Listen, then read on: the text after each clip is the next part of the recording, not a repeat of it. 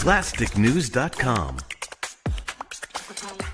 All the latest from Hollywood, toys, gaming, comics, and anything pop culture. plasticnews.com. Don't forget the IQ. plasticnews.com.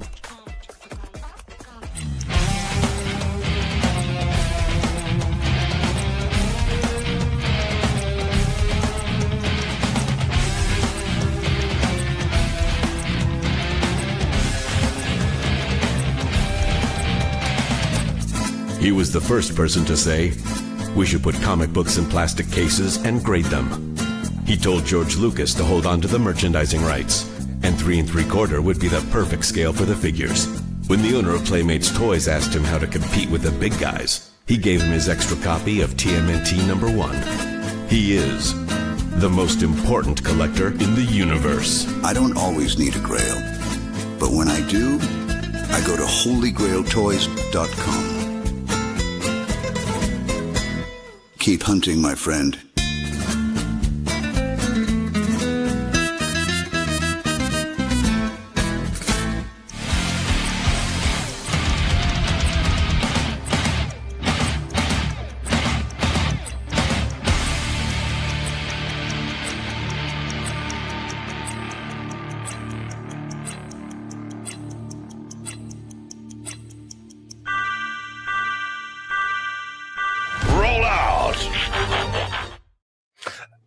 It's time to roll out, everybody. What is up? Welcome. It's Saturday, March 21st. This is probably the most anticipated stream on YouTube in YouTube's history, and that's what we tell ourselves, and that's why we're all here.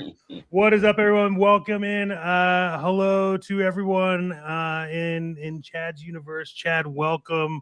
We are excited for this, sir. It is great. This is something we're all passionate about, so we don't know what it's going to be. We don't know what we're going to talk about, but we know that Energon Universe needs to be talked about. But more importantly, sir, how are you doing, Chad? I'm doing quite stellar. It's good to finally get this rolling with you gentlemen.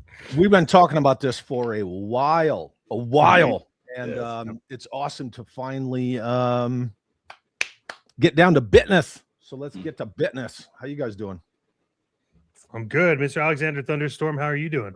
I'm doing quite fine, man. Everybody says we don't work enough. We work every day of the week. We try to do this for everybody out there, as many days as a week and everything. But hey, I'm looking forward to this, man. I actually went back and reread some of the stuff just to get like updated again, and it was still fun the second time around, man. Yeah, there's a lot in the research. There's a lot that's been done on like what you have to read and what we need to do. But so this is going to be a very like open forum discussion. The idea of this whole thing is that we'll be going live sometime after the most recent issue of Transformers Energon Universe comes out. So there are going to be kind of spoilers. We might leave some stuff out, but this is to get you excited about Transformers Energon Universe. And there'll definitely be toy talk because we've talked about it. A lot of information on that. But more importantly, let's hit up the chats really quick just to see who's in here with us. Yes, the whole reason why we're here for everybody's chat. Commander Bly, what's up? What's going on, Commander Bly? Mother Slug. All right. I feel like there's gonna be a ton of Transformer references. Like, all right, everyone, get it out. Like, roll out. Somebody's gonna. I still function. Yeah, it's gonna happen. Yeah, most definitely. Got Hello, BC. Welcome. All right, we got there we go. Jim Largo. Greetings. Yeah. Zarkanian. What's going on? The translucent one himself. Yeah, he looks exactly like his avatar. That's weird. Yes. Son of GTO. Yeah. Welcome in. Son of GTO, did you get your figure? Put it in the chat just so I can read it. Let me know if you got your figure. I sent him a Arkham Asylum Poison Ivy figure. Oh, Kyle, what's up, dude? Good to see you. What's up, Kyle? Greetings and salutations, Cliff. Welcome in. Welcome in. Awesome people. There's a load in here, man. We've got a ton happening. Yeah. Mm-hmm. I can't control anything on this stream, so I'm just Really? Uh-oh. no, Yeah, no. Oh, I thought, okay. yeah, I thought it let him. Whatever. Yeah, You know what? Sometimes StreamYard is just a little weird. Oh, You can see the chat, so yeah. Yeah. Okay, We're good. okay. Jedi Well, like I Ben, said what's again, up, dude? Yeah. I think we got to make him administrator on it for that, so it should be able to do it. So we'll see. I don't know if Steve's in the background. Hey, that's me, Wolverine. Yeah, Hell it's yeah. chat. It's a chat. There you go. The hidden. The hidden is in there, huh? We got a lot of people hitting this up. Yeah. Wow. Yeah. We might have to segment this off to yeah, like, we might just have to and everything else like that. But hey, that's what we want. People fired up and everything else like that. I mean, if you're sick, there's a doctor in the house. Oh, yeah. Dr. Brantley's here. Yeah. Yeah, he's that guy. That guy's well, all right. We will monitor the chats and get to them as we can as they're coming in. Thank you, everybody. If you have questions about it, we'll do our best to actually answer it. A lot. We've been doing a big dump of like refreshment on everything. So whether or not we're going to know everything exact, I don't know. That my brain won't. But hell, it is what it is. So more importantly, I just kind of want to hear from you guys. Like, what got you excited about this whole Energon universe in the realm of like comics? Because I think that comics have been pretty stale for a while, and to see something come out where they hit us with Void Rivals, which was expected to be like some new sci-fi fantasy, all of a sudden Jetfire's involved, and you're like, wait, what are they doing with this? Like, yeah. So what like, Chad, for you, like what is it about this whole universe that really intrigued you? First of all, I gotta say, before I go into my spiel, E-Man's World of Geeks says, first time here talking Transformers. I'm here for this. That's awesome. That's awesome. Like, where's Steve? Where did I missed him? There he is. Right there. Yeah. Awesome. Pardon me. Welcome in, sir. Okay. I'm primarily a Joe guy. Obviously, we grew up on all the same stuff. Joe and Transformers, they're all part of that big five from the 80s. Yeah. To me, they've always gone hand in hand. Being a Joe guy, growing up as a kid, they always had Joe Transformer crossover stuff. I was aware of it. I knew that things were getting kind of revamped, and I didn't really pay attention until someone, and I can't remember, it's been a hot minute, but somebody said, dude, you got to read that Cobra Commander. Okay. And that's where I started, was Cobra Commander. And I've said this numerous times on my channel and other channels. If you had told me 5 years ago, right? Because the Energon Universe it's new, but it's not new. It's been around for a few years.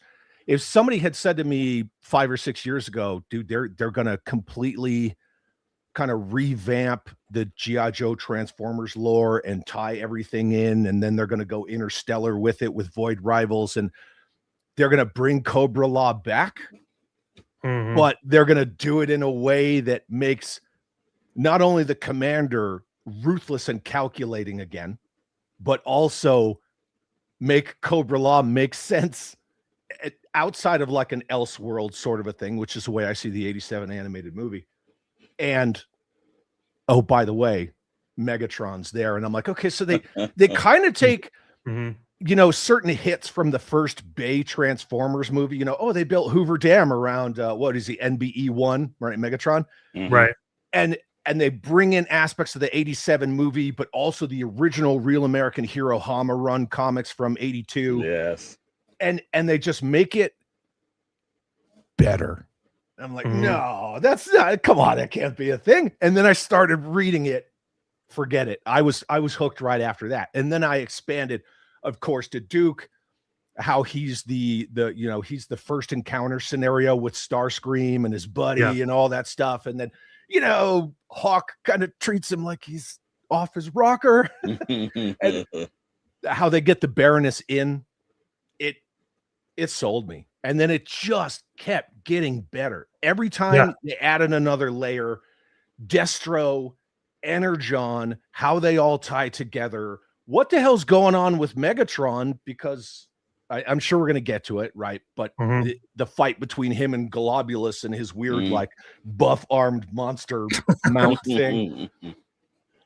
Where's Megatron? Because I'm reading Duke, I'm reading, you know, Scarlet, Cobra Commander, Destro, all the stuff, the Transformers line. Where's Megatron? And then it just pays off, man. So yeah, I couldn't be more into the Energon universe. I couldn't be more about it. Yeah, I think myself, I started reading because at first I you know, I'm always a big artwork kind of dude.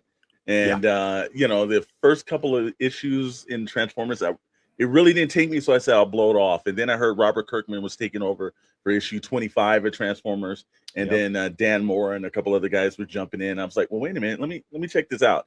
And I read 25, and I was like, I had to go back and do the whole deconstruction back to read everything else. And I was like, okay, I made a mistake from the beginning. I should have been reading this. Void Rivals is probably one of the best ways to start. Void Rivals #1, the best way to start a universe. I thought it was absolutely creative. If you watched the G1 Transformers, you understood about the entire thing of Jetfire being stranded on a planet. It kind of like it felt familiar yet new. And then I started, I got into Duke, got into Cobra Commander. Then I started doing all the deep dives into, you know, reading the G.I. Joe. I just finished I think it's issue 19 with Roadblock in it. And I was like, wow, it just keeps getting better and better and better. That's very rare for that many books. And then you get M.A.S.K is going to show up. And you're like, uh-oh. Like, you can't keep giving me all this stuff at once. As soon as they kind of sprinkled in Matt Tracker, and it's the Revolution, you know, not the blonde-haired, blue-eyed Matt Tracker. It's the Revolution version, whatever. That's fine. That's not a big deal. I have other issues with that, but that has more to do with loyal subjects and Hasbro, and they don't control their pieces on the board to make like a unifying thing. But we'll get into that at some point too. Packers, Ken the Band, it's good to see you guys. But M.A.S.K always made sense in a shared universe because of the Energon technology. I think to that point too, like what they really, I don't know if it, I forget if it's issue 26 or 27 where we first see like the first thing of like what's actually going on with like M.A.S.K and like being built. And you kind of get introduced to like Miles Mayhem. Hey, chatting guys. That is wife mistress's birthday. Sorry, I didn't mean to cut you off. No, you're good. I love it. I think what excited me about it is like, you know, you had Duke and Cobra and everything, and then you had Void Rivals that was like this perceived sci-fi. But reality is Void Rivals is realistically like it is the glue for like the start of Energon Universe, right? Like you kick off, like you probably just got into Void Rivals, have no idea what the hell you're reading, and then it's like, okay, why is Jetfire in? You know what I mean? And it's just so it makes you go down this whole thing, and then I really love how they're writing Megatron. I think that you know the way that he's being written and what he's doing is kind of like. What's got me into the Energon universe is the fact that I feel like this is a mature version of Transformers. Could you do me a favor and star Mother Slug's comment about GoBots, and we can come back to that? Got it right there. Void Rivals is definitely the connective tissue. The way I appreciate the juxtaposition between Void Rivals and refreshing the whole Jetfire being gone, missing in action kind of a thing. It's the exact same as Cobra Commander, Globulus, that relationship, Megatron, but just different enough where it does feel you do have that familiarity, but you also you want more. So everything about it is freaking. Yeah, we're just gonna gush. We're gonna fanboy.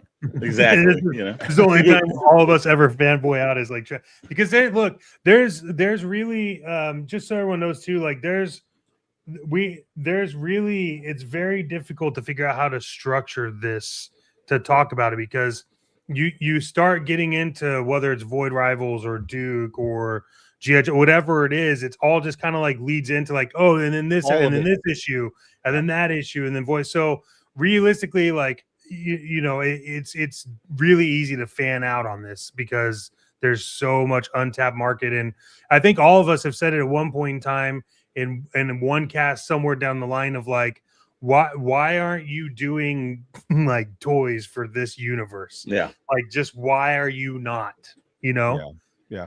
So a couple things.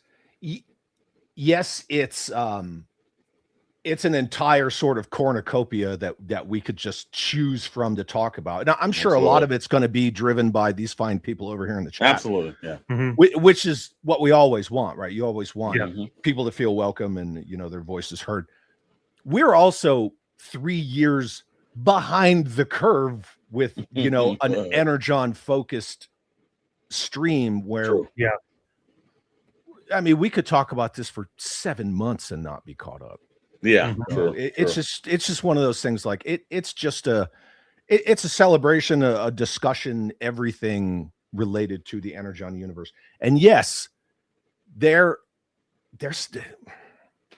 gave us one thing of toys, I guess two technically, if you want to get into classified Night Force Beachhead, because that is directly Energon comics, which is awesome. But then again, in the late 90s, the Real American Hero collection, right, the post 97 O-Ring G.I. Joe, there already was a beachhead like that. So I mean, that's all well and good. So we got one true Energon Universe related toy set. And we were all at San Diego Comic-Con together. Yes, sir. With Ryan from 3POA. We all went to that panel. We all got freaking pumped up. In fact, weren't we sitting together? I think we were. I don't think at that panel, but I do know. I think we were at the independent creator panel together. But yes, that's true. Yeah. But as soon as they played that trailer, we were all aware that the leak had already come out about Kirkman's animated series.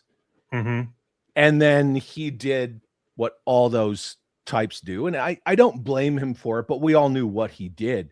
He didn't deny it, but he just said, oh, well, if there's any conversation about that, that's going to be later because I'm real busy. I'm too busy right now. Right. So he did the J.J. Abrams. No, Benedict Cumberbatch isn't Khan. He just did that thing. So we all knew it was coming. From we did. Soul Patch to dark goatee, the transition is complete. Looking good. Thank you, my friend. I mean, you can't have one without the other, Yeah. True. Yeah. Well, I mean, now the rest of the beard's coming in. So takes a little time. Yeah. But I've never been able to grow facial hair. Oh yeah, I spent my entire life doing it.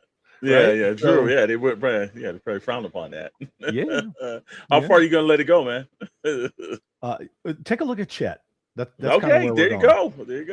Yeah. All right, I can I'm into dig it. that. I'm into it. I dig it. I'm going full beard, but because I'm not a hypocrite, I did grow my hair out because all of the bald dudes with beards in the toy collecting community.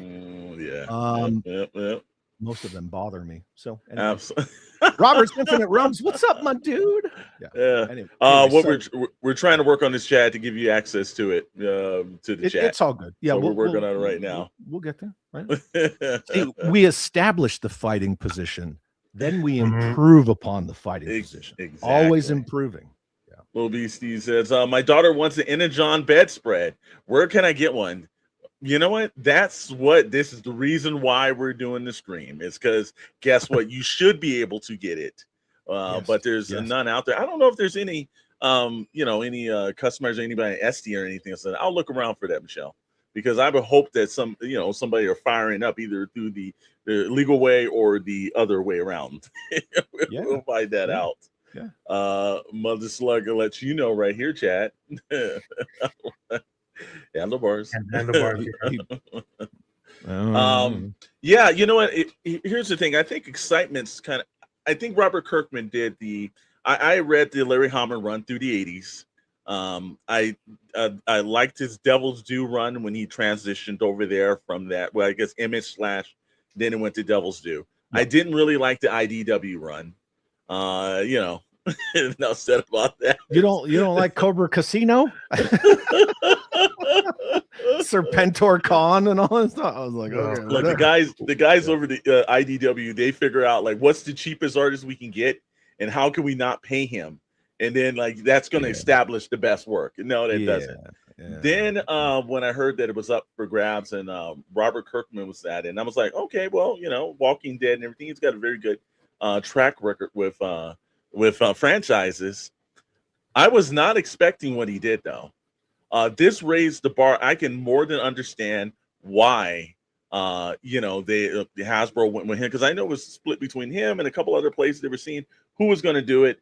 Yeah. They made the right decision. And I also was wondering, because you and I both talked about this, chat, is that Hasbro doesn't like in any way, you know, celebrating anything or giving anybody their points. Hello, I made it in. This is, I'm interested in learning more about it. We're here to hopefully tell you more about it. Yeah, Dan's an awesome dude. We got a lot of great people in the chat. We do. Some of these bricks explode. And also, you let know, member for 23 months. That's dedication right there. But you know, when they started putting on the live streams, because they rarely ever promoted the comics, and that's the one issue that I have with most of these conglomerates. When Warner Brothers, I'm like, you could put a comic trailer at the beginning of every film you do, but you don't. But you own this. Marvel could do more when it comes to Disney owning Marvel. They could put it in front of the films, get more people excited, get more things done in it. But they chose not to do this.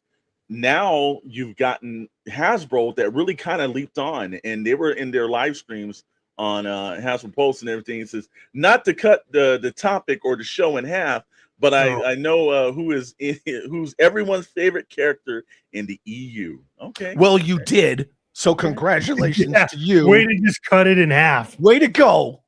Jerk. I'll go last.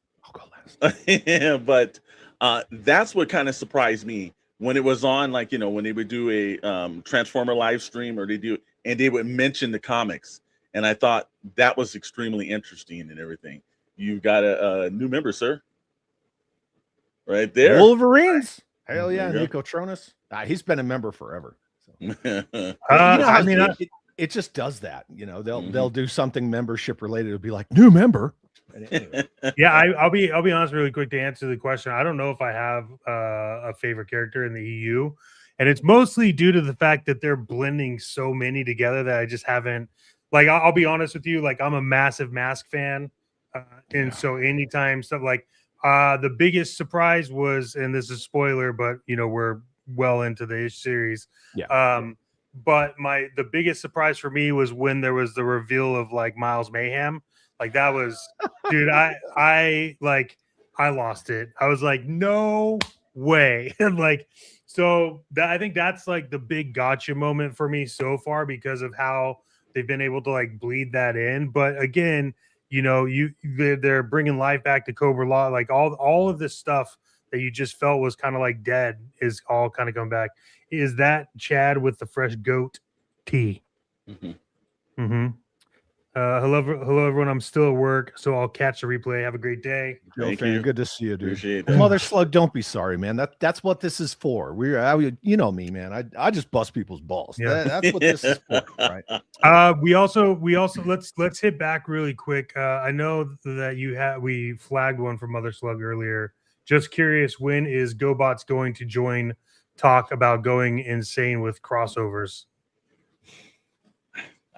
I don't know. It's a great question to ask. I don't have a good answer for you on that. You know. Okay. Who owns Tonka?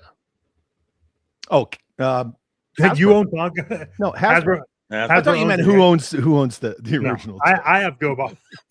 No, I meant I own Tonka and Kenner. Yeah. So if Hasbro does have Tonka, because I couldn't remember who owned it. I mean, realistically, could they put like? Is it just not as a developed universe as Transformers when they bring GoBots in? Because if you've ever tried to play with a GoBots toy, I do own the Noids Zakanen. Psykill was in Transformers comics.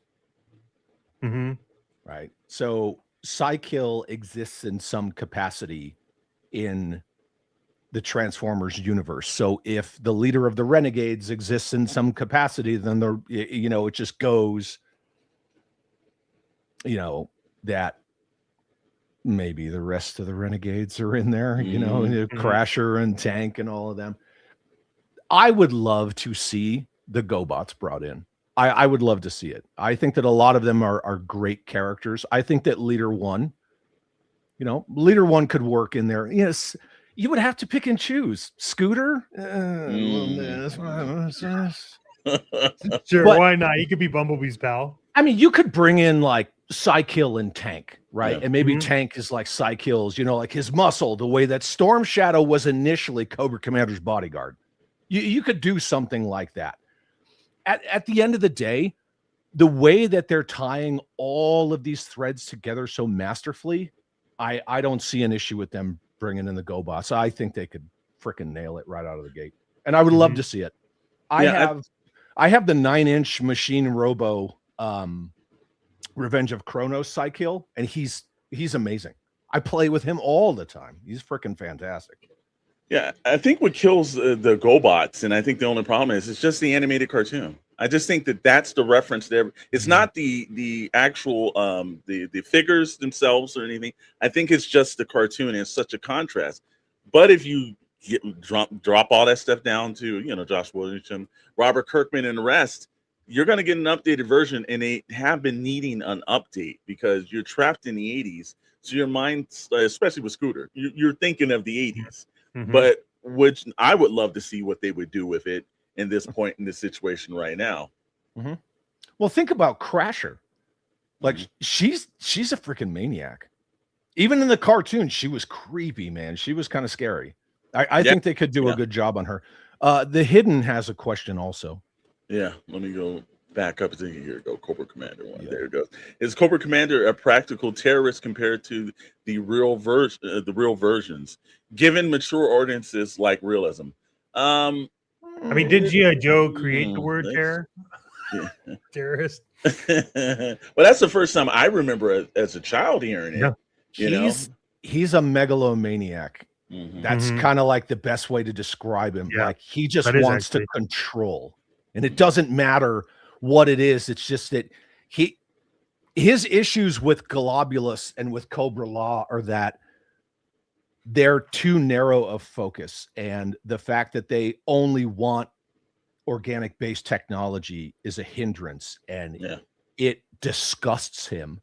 And he found this new technology that is superior, and he's shown them on numerous occasions it is superior, and they just don't want to play ball. So he kind of just wants to like kick rocks, and he wants to expand his reach, so to speak. But he's brutal, dude. He is beyond savage. Sorry. That's all right. It says, is that a good thing? And having a favorite character in the new universe. Sorry for all the different looks at things, but I really wound up when talking about something super. And I got it, man. Yeah. No. That's why we're called fans, right? Fanatics. Yeah. You're supposed to be excited, but if you're not excited about it, then G.I. Joe, Transformers, and M.A.S.K is in trouble. So they most definitely want you to be excited about it. I think it's a good thing. I think it's I give them how they did Cobra Commander a different take on it. I know we've all had this one take that Hasbro has kind of hindered what it is, and I've always thought is that they're terrorists. They're supposed to be the worst of the worst. Mm-hmm. You're supposed to hate these characters. Yeah, and I don't understand from the IP standpoint of you trying to make a evil character likable. And it's like, I want to, like, Darth Vader walking on screen. I hated that character. Scared the living hell out of me. Yeah. That's what they're supposed to do. That's why they used to put him in a hood. Yeah. It worked itself out. And again, it's like if the ideology behind it and everything else like that, you want to hate characters, make them in a way that they're supposed to be not like regular human beings. They're supposed to be worse than human beings. I think that they kind of write, like, if you look at how they, at least in my opinion, how they write Cobra Commander, like Globulus, like he never really like fully trusted Cobra Commander anyways, right? And then this guy is also sent somewhere, does this, like has all this stuff, and then is ultimately trying to get like executed by the guy that apparently gave him his start, right? So I think that you have he's very much, Chad, like what you said earlier, also mixed with like narcissism, because he has to have it. Yes. Like Cobra Commander has to be narcissistic because so many people that either gave him his start, encounters, things like that. Hello, I have a question for you and your friends. And what's the next one? I found it. Yeah, I got it. It says, do you and your friends think Keanu Reeves would play a great Darth Raven from Star Wars Knights of the Old Republic? Well, it's on subject, but I don't know. Yeah. I was expecting that one, but all right, let me think about this real quick. I don't know. I don't know, because I know that Keanu likes being the hero a lot. So it's hard for me to picture him as a villain. I don't know. That went over my my brain on this. I think if you did him with the whole, they use the Force to like wipe his mind and all this stuff, and he was the good guy the whole time, and then he finds out. Remember Devil's Advocate with him and Pacino? I think he could do it. Yeah. And that's going to be my answer. And then okay. I think he's a good actor. I don't picture him as a villain most of the time. I have no take on that. I think he's perfectly fine as John Wick. I'm good. So John Wick could come into the Energon universe and destroy everybody, and that's my take on it. I have a 4-inch John Wick figure in my Joe collection. So good. He fits right in. Right, he's got bulletproof suits. But I think like Cobra Commander, like his side is like everything that he thought was working in his favor at some point in time has like betrayed him or done whatever. We've seen it with multiple storylines across Joe. Yep. So I think it's a fun, like Cobra Commander is a fun read. The Energon Universe has been my main comic line since it started. All the books are unique and storybook cohesive. And that's why I think they do very well, is like the thread, as you would say, I guess, like leading through all the comics is very cohesive. Silly question, what do you think M.A.S.K will bring to the Energon universe? Pluses and minuses. I think pluses. I mean, look, we've already seen it, right? Like I guess I could bring this up, right? This is I'm trying to find issues that would go with what we're talking about. But one of the big things that is talked about the M.A.S.K universe, right? Like here is like you find out who's running Shadow Watch, which is Miles Mayhem. And you see that like earlier in this issue, right? Like they bring in like Optimus Prime. Turns out that like Miles Mayhem is scanning Optimus Prime, right? So already you're kind of like, well, I don't know if that's something that they should be doing. And then here he confronts the scientist, the only other guy that knows. This whole scene right here, like, excited me, but then pissed me off, because it was like, okay, this is how you write this in, right? This is how it establishes Miles Mayhem. Yeah, and then you see later on, I think in issue 28, I think it was 28 or 29, General Flag is like, hey, find Matt Tracker. I think we put our money on the wrong person, right? So, I think what M.A.S.K brings into it is it's more about what does Miles Mayhem cause than anything. M.A.S.K will be the midpoint to Headmasters, Target Masters, and Power Masters. Jeff. Okay. I mean, I don't know. Sorry, go ahead. Jeff, don't apologize. He says, I apologize. I don't know the topic at hand. You did exactly what that's what this is for, dude. Yeah, do that. You're supposed to ask as many questions as possible. Apologies not accepted. You'll be banned for 5 minutes now. But see, this kind of ties back into could GoBots fit in with it? Exactly. Look at how M.A.S.K fit into it. If you can bring in like M.A.S.K and Venom, you can easily bring in, the Renegades and the Heroes. I don't know why it's escaping me right now. Yeah, I don't remember it. Yeah. Anyway. Well, one thing I was surprised about is as the background characters that we've seen like through Real American Hero, like characters like General Flag. Like they were always like background, and I also remember back in the day where Colonel Sharp, and they were kind of like walking around. He didn't see that, right? Yeah. This is the first time I think because I was like, well, wait a minute now. General Flag is not some kind of just background character here. He's taking a very substantial part of this universe. Yes. And he was also pretty formidable too. So I was excited about that because I do think look, I've always wanted a Colonel Sharp action figure through G.I. Joe, like put it through the main line, get some of these background characters that we've seen. I dug that about this. Like every character is being treated as their main character. Mm-hmm. Yes. Yeah. Everyone's got a part to play. And Flag in the original run, like he had a pretty cool story arc, I mean, he was around, he was in charge, then he was Minecrafted, and then they named an aircraft carrier after him. Minecrafted. Yeah. Let's see. I'll hit up some in the bag right here. See, Nico, because Nico would know, right? He says in Transformers mythos, GoBots are a separate colony of Cybertronians. Okay. Okay. There Guardians. Thank you, Ken the Band. Guardians. There you go. I don't know why I couldn't remember it. Yeah. It is. Yeah, Guardians and the Renegades. Again, actually, too, if anybody wants to actually watch the old GoBots, they popped up on Tubi, and I know Amazon Prime has them, so you can actually watch their adventures again and everything. And I do kind of like the rewind channels. We're starting to see some of these characters and cartoons that have kind of been just thrown in the vault someplace, so it's kind of cool to get that. You talked about General Flag being like a background like character, right?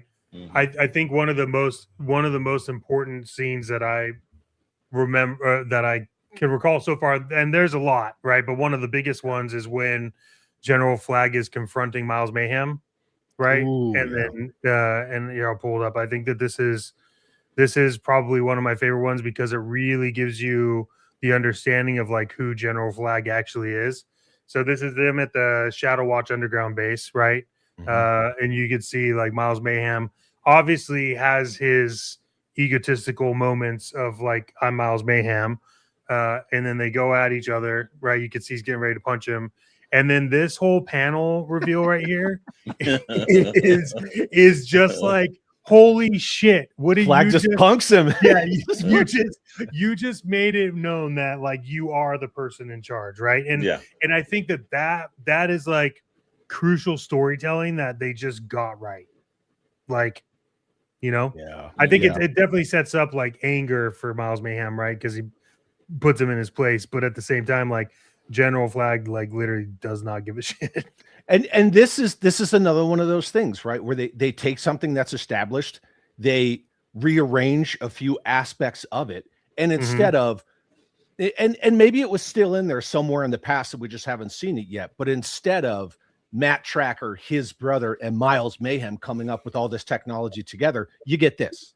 And it's perfect. It's perfect storytelling because it expands on both of their characterizations, but it also, like we just said, it firmly shows Miles Mayhem is all about Miles Mayhem, and General Flag takes nobody's shit. And that was the reveal that I thought was like just way off cut, because in the day he would have just been a background character, would have walked off, he wouldn't have been represented. They did a good job of establishing why he is in charge and why he is in the position, and I was like, about time. Because they do, even in Larry Hama's run, they are still kind of pushed back, and it's main characters. Flag really only had like two major moments in the original Hama run. I mean, he had a few minor ones, but major ones, like in issue 3. He pulls out his sidearm, and he chases down Cobra Commander, and he actually zings Cobra Commander on the visor. And then there was the other thing, right? Yeah, the Minecrafting part. Somebody asked, what about the merger? Yeah, that was Warner the Brothers Discovery. Yeah, I saw that. Yeah, let's see right here. Pull that back up to hidden. Now that WBD might be merging with PSYK, could the Energon Universe now adopt Centurions? Well, definitely. Look, I think that if I think Paramount's going to exploit as much as they can. You know, they got a amount of debt, so I think it doesn't make sense to leave something on the floor, especially when people want to see it. They've got a good chance to do that. So I think there's anything up for the table now. I think you'll see a lot of old properties that we didn't think will come out of that vault now. Okay, so since we're on that, yes, since we're on that, I'm going to expand on the whole Warner Brothers Discovery, Paramount, Skydance, all that stuff. We understand that Kirkman's doing an animated series. I'm thoroughly looking forward to it. I love Invincible, right? Obviously, it was the Walking Dead TV show that made the Walking Dead the phenomenon that it was. Right. We all saw War Machine 2026. Alan Ritchson, not Brad Pitt. We also know that there was an article that Max Landis was writing a G.I. Joe script, that Danny McBride was writing a separate G.I. Joe script. The Max Landis script is no longer a thing. And then it was just kind of left like that, you know, very ambiguous, just kind of, you know, Hollywood up in the air.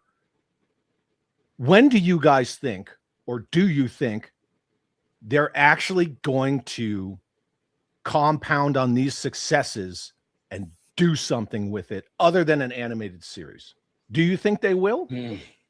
I think like getting into like big screen, like live action type stuff, like or even something small, right? Because War Machine was Netflix. They could do something just Paramount Plus. Do you think they're going to do anything live action?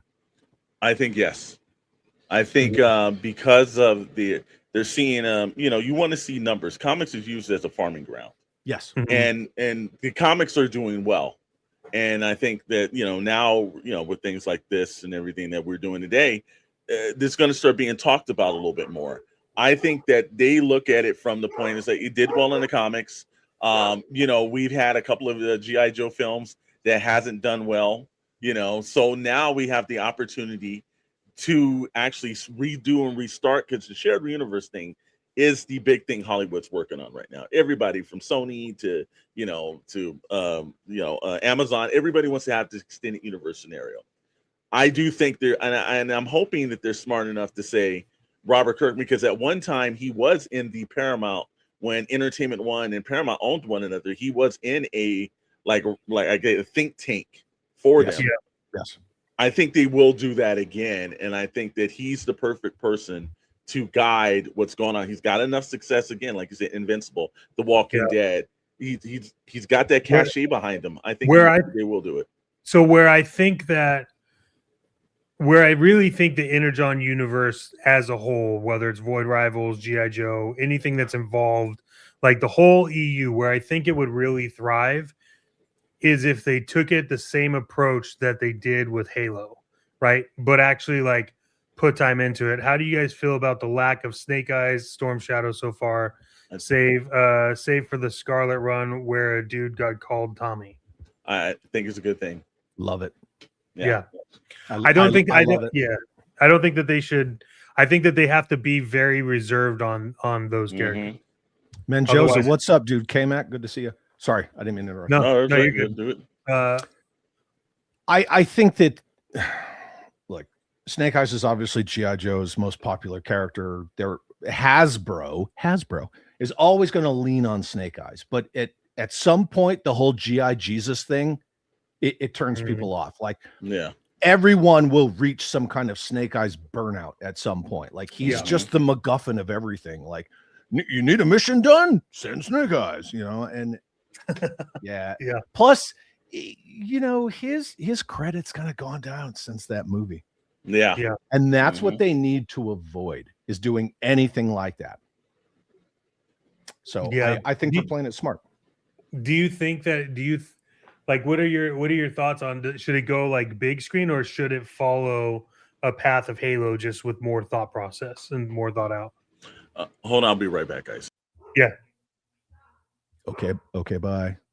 See you guys. See ya. Screw you guys, I'm going home. This topic sucks. No, so do you think that it, like, would it be smart to do a smaller release? And I say that, but you know, the company is a company. Like, would it be smart to do that with it where it's like a Halo type of release, or you know, like what are your thoughts on where it could get the most steam? That, I mean, that's a whole can of worms.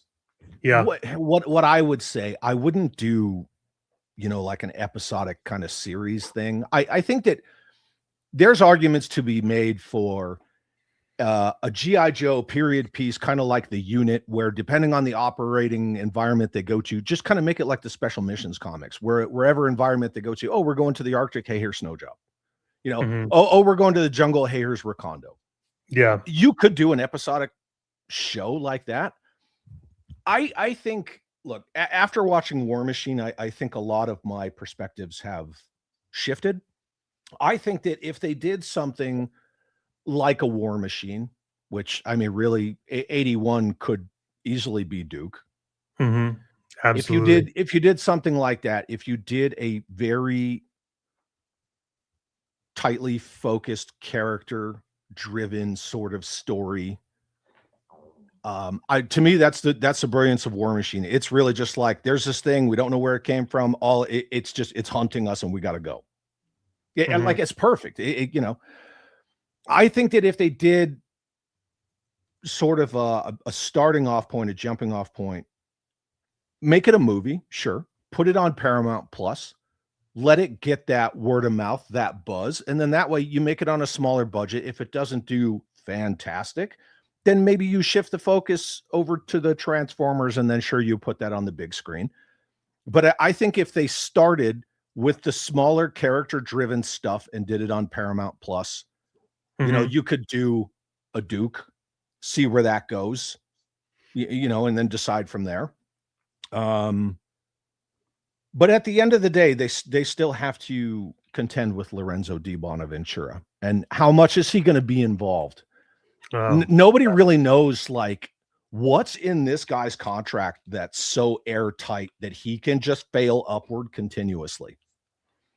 Yeah, and I think if Kirkman's involved, he's very hands-on. I don't think he's going to hand Energon over to Di Bonaventura.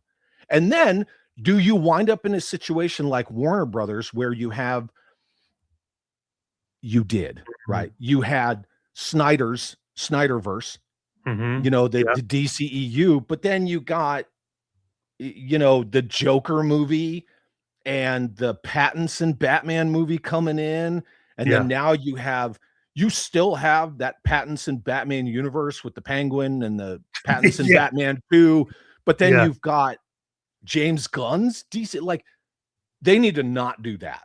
So I think they all got to get together and they got to come up with a plan. But I have not seen Kirkman really stumble.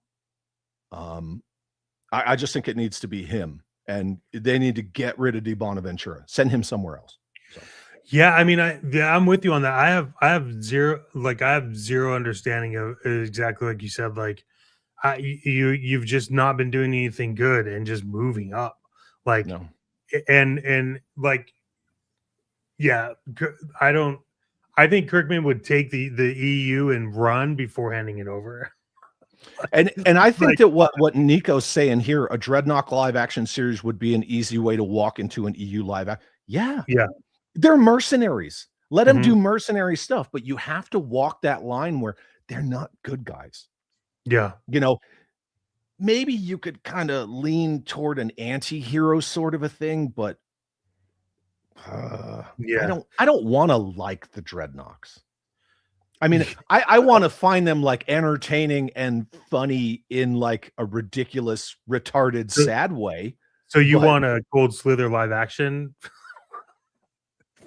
I'm leaving. Agreed. But why? Okay. Yeah. Yeah. Okay. Bye.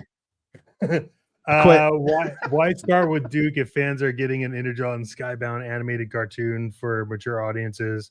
Why not start with Colt's original team? Well, I think you have to update them. So I think you make it more of a period piece with that. I think if you start, But that's also the thing.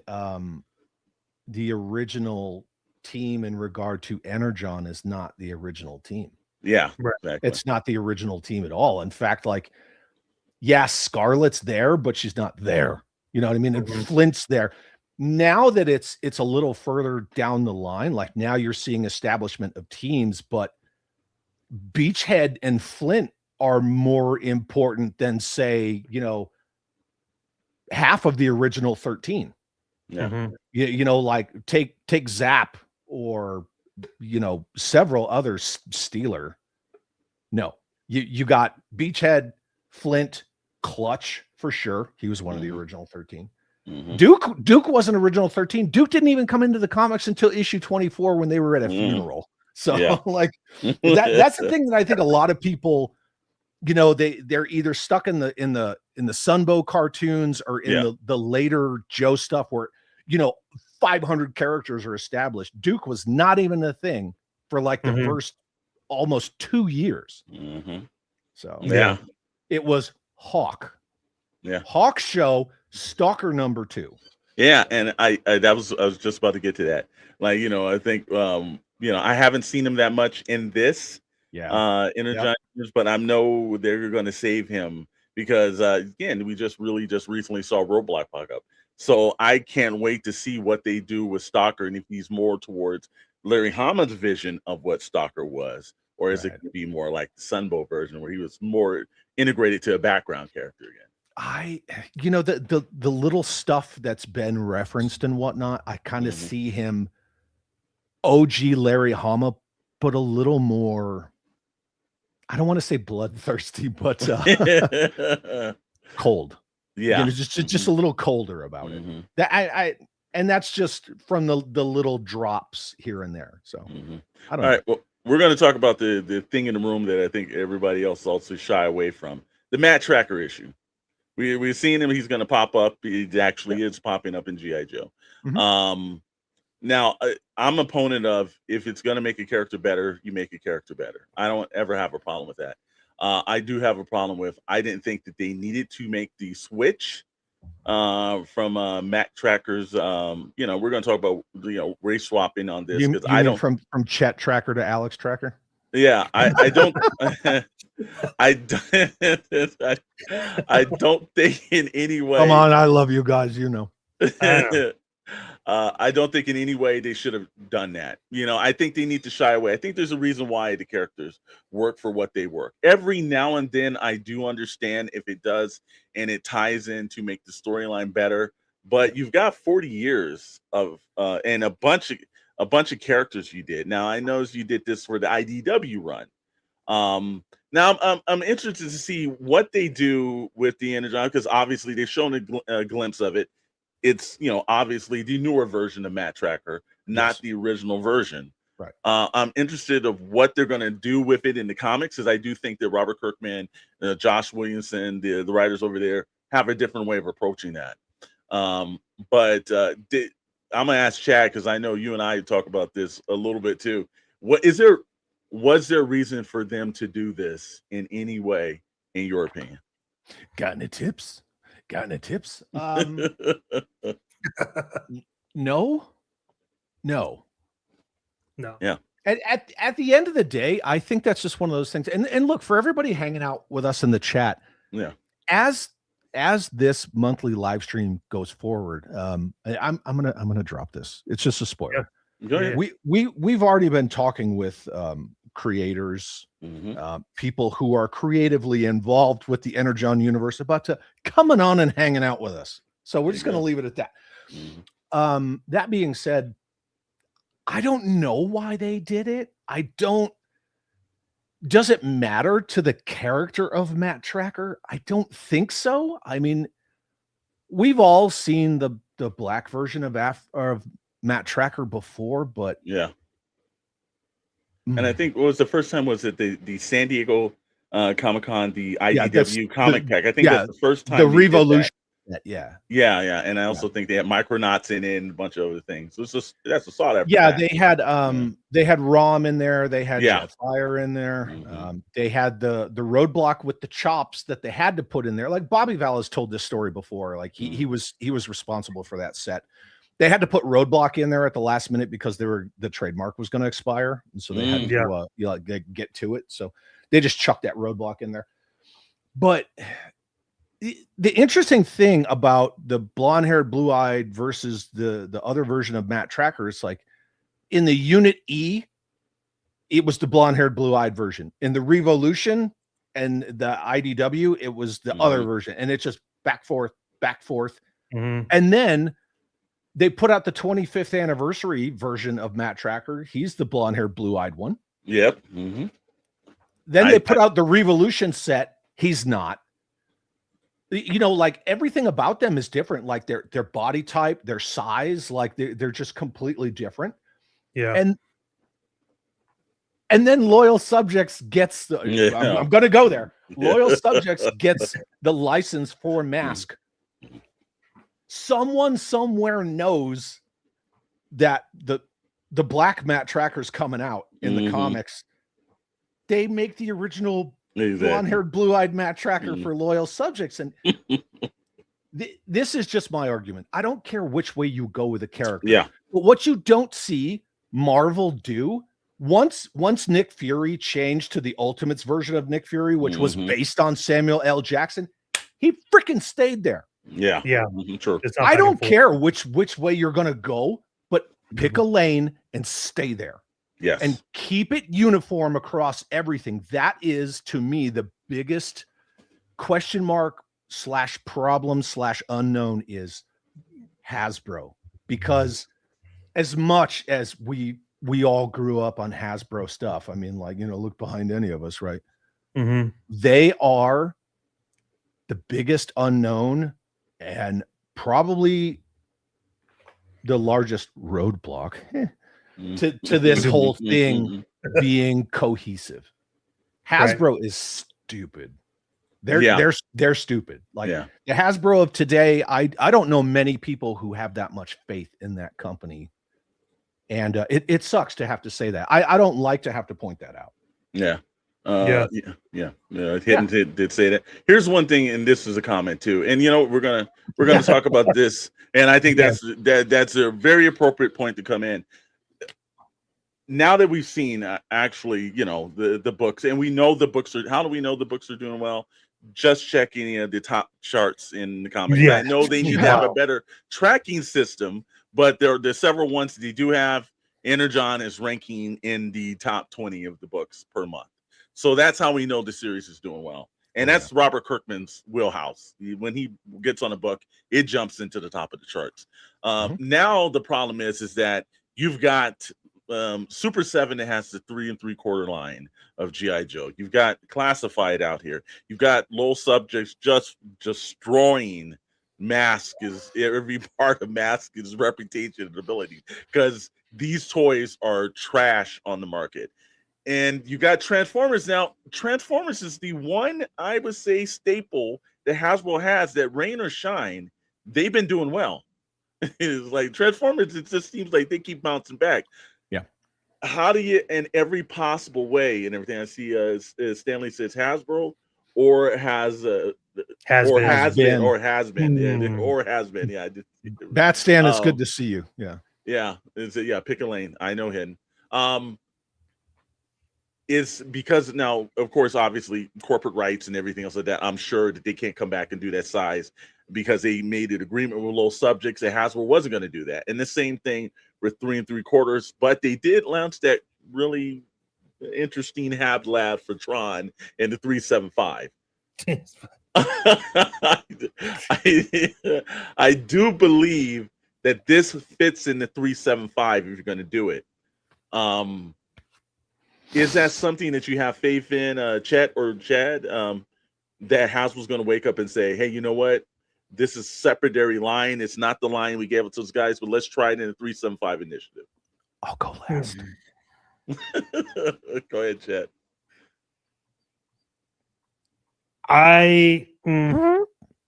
Yep, pretty much. Look, I think, okay, I live off the business side of the toy industry. I love it. It's fantastic. What I will say is this, is that if you make a statement and then as you're talking with the real Matt Tracker, please stand up. Really quick on the Matt Tracker thing too. Like, remember that was like I think 2016, and who was it? It was Brandon Easton is the one that wrote that. Yeah, and I remember he said that he Comic just book. wanted to see a black man as a hero, not a sidekick. That's the whole reason why he did that. So, which is fine. It's great. Hasbro embraced it. And then they said, hey, yes, it's going to be Black Matt Tracker. Totally fine.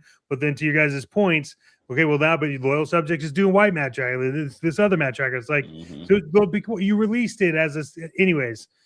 That's to say that if you're saying something like, hey, if they would release M.A.S.K in 375, the Lord scale, as you say that, and it makes perfect sense, you have to understand that it's probably not going to be done. Yeah. Because I think if they did, I would love for them to kickstart that 375 line, not with Tron, but with M.A.S.K, just leveling it up a little bit. And we've talked about this. Like I have one of Ace's like Thunder, and so it's like it's great. It's 375. It's fantastic. It's the right scale. Gull wing. Yeah, the Gull wing. Yeah, the Gull wing. Yeah, and I'm gonna get into that when it's my go. It's your go because okay. Yeah. Hold on. First of all, no, God, no, I hate that. Please don't. First of all, I think that, look, if you want to make I'm just going to call him Black Tracker. Just Black Tracker. If you want to make Matt Black Tracker, that's fine. Yeah. But to say I wanted to see a black man as the hero rather than a sidekick, all that shows to me is you don't understand how teams work. Everyone is important in a team. That's the hubris of Snake Eyes, right? That's the problem there.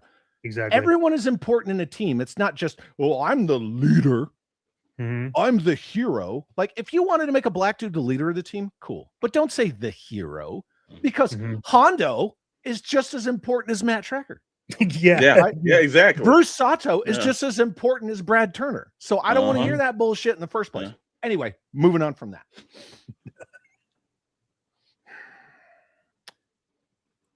I don't know if this has been said publicly, but I don't give a shit, so I'm going to say it. Ace fought. This is the guy who, the owner-operator of Ramen Toys. Yeah. Ace fought diligently to get the M.A.S.K license. He was like 95% there. Swore he had it. His plan, his whole pitch was M.A.S.K 118 scale. That was his whole pitch. Hasbro was not against it. Somehow Loyal Subjects won. It is what it is. Yeah. Hopefully they realize, like, you f***ed that up. Like, you did that, right? That's that bullshit. I think that this Hasbro 375 initiative, we all know that the Tron thing, that's basically, that is one of the negative side effects of being bedfellows with Disney and their IPs, because Disney went like this. Hey, Hasbro, you do some Tron shit? And Hasbro's like, best we can do is a 375 crowdfund, and it's going to be the first movie. And they're like, yeah, okay. That's fine. And that's how that went, right? That is not even an exaggeration. That's how that went. Transformers are doing great. The thing is, when we talk about scale, yes, I think you can do Energon characters or aesthetics of said characters, right? Because Energon Night Force Beachhead in Classified is different than, you know, their other several beachheads. Yeah. Which is cool. But I think that everybody needs to get on the same page, and it has to be Like they got to get a rule book, and the rules are: if you're going to do an Energon aesthetic version of a character in classified, put some kind of energy universe, put a sticker. Yes. Remember how Kenner used to just, it's the same card back with the racetrack. They would just go sticker, you know, just put something on there that says like Energon. Yeah. Do that. I think that if you're going to do M.A.S.K Energon, you got to do it 118 scale. Now, granted, I'm a 118 scale dude for life, but that doesn't mean all I have is 118 scale, right? Because this room is mostly not that scale. The reason I say that, Masterpiece Transformers. Yeah. I don't want to say perfectly, but we all know that Transformers have mass shifting.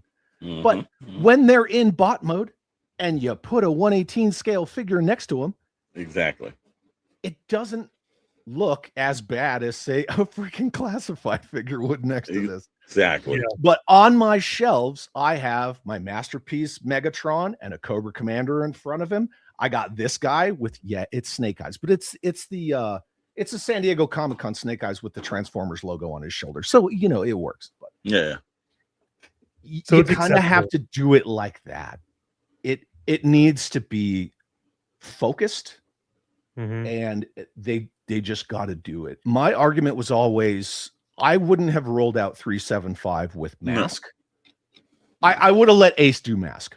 You know, let Ace do M.A.S.K, but then they need to tell Ace, like, you can do the OG stuff, but you got to do Energon stuff too.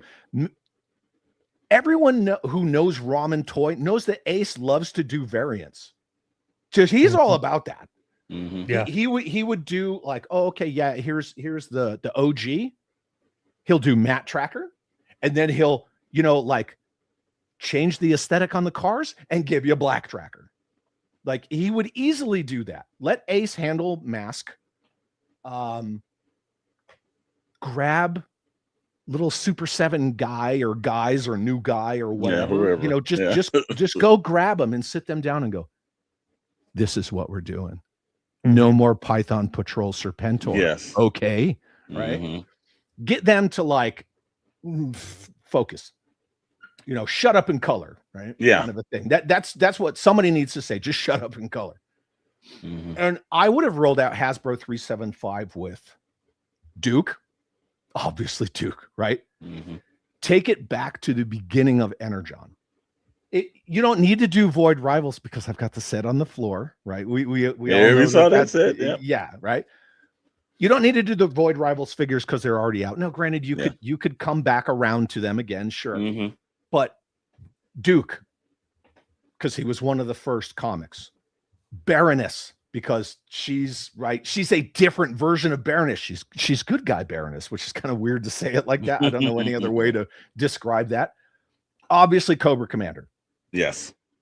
Destro, because he's integral with all of that stuff. You got 4, 4-inch figures, 118 scale. Then you do an MP10 Prime, an MP44 Megatron. This arm right here, you make this arm and Megatron's arms interchangeable. And then Megatron comes with a little plug for said arm, and it's got the wires hanging out. And he comes with Laserbeak, and he comes with a different faceplate. So you give him the faceplate with the wires that goes to Laserbeak. There you go. Yeah. Right?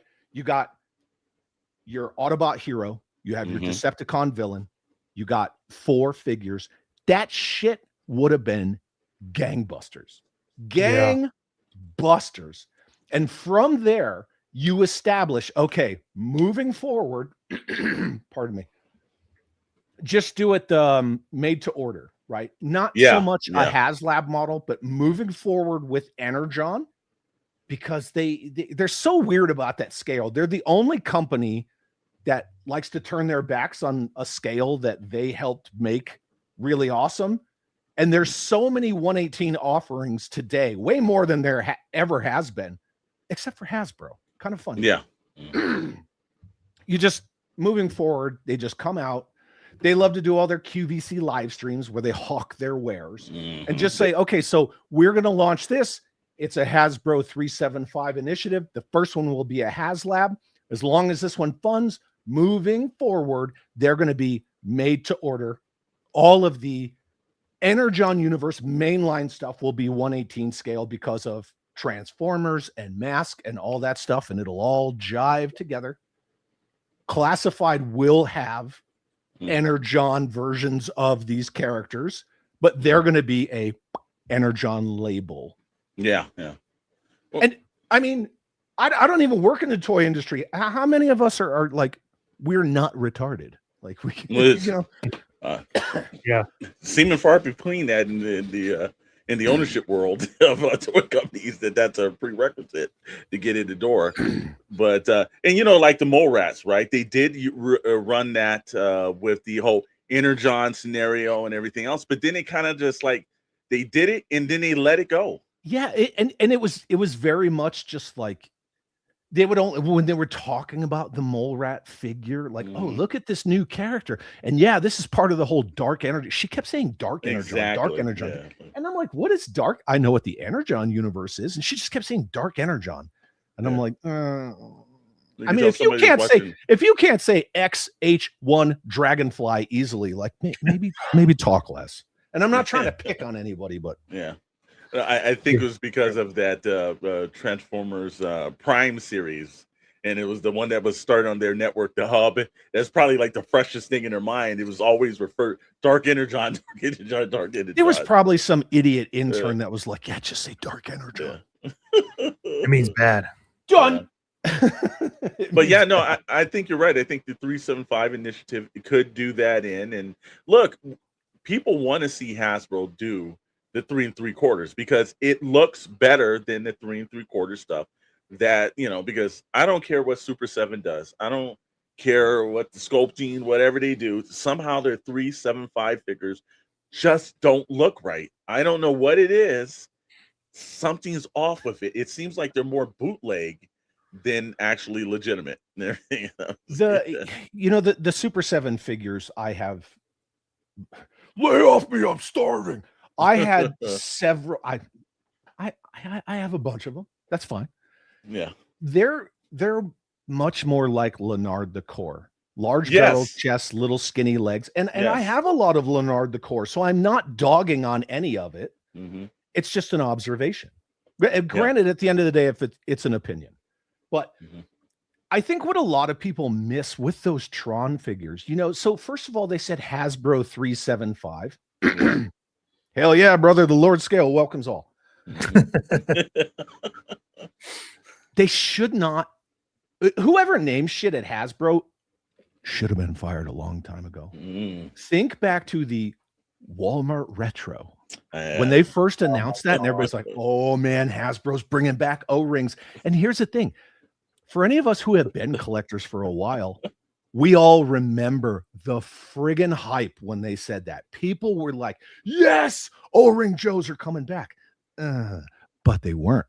The problem is the Star Wars 5PO retro line was already out. And as soon as they announced the Retro Joe Walmart exclusive, everybody, they associated retro with O-ring because that was the Retro Joes.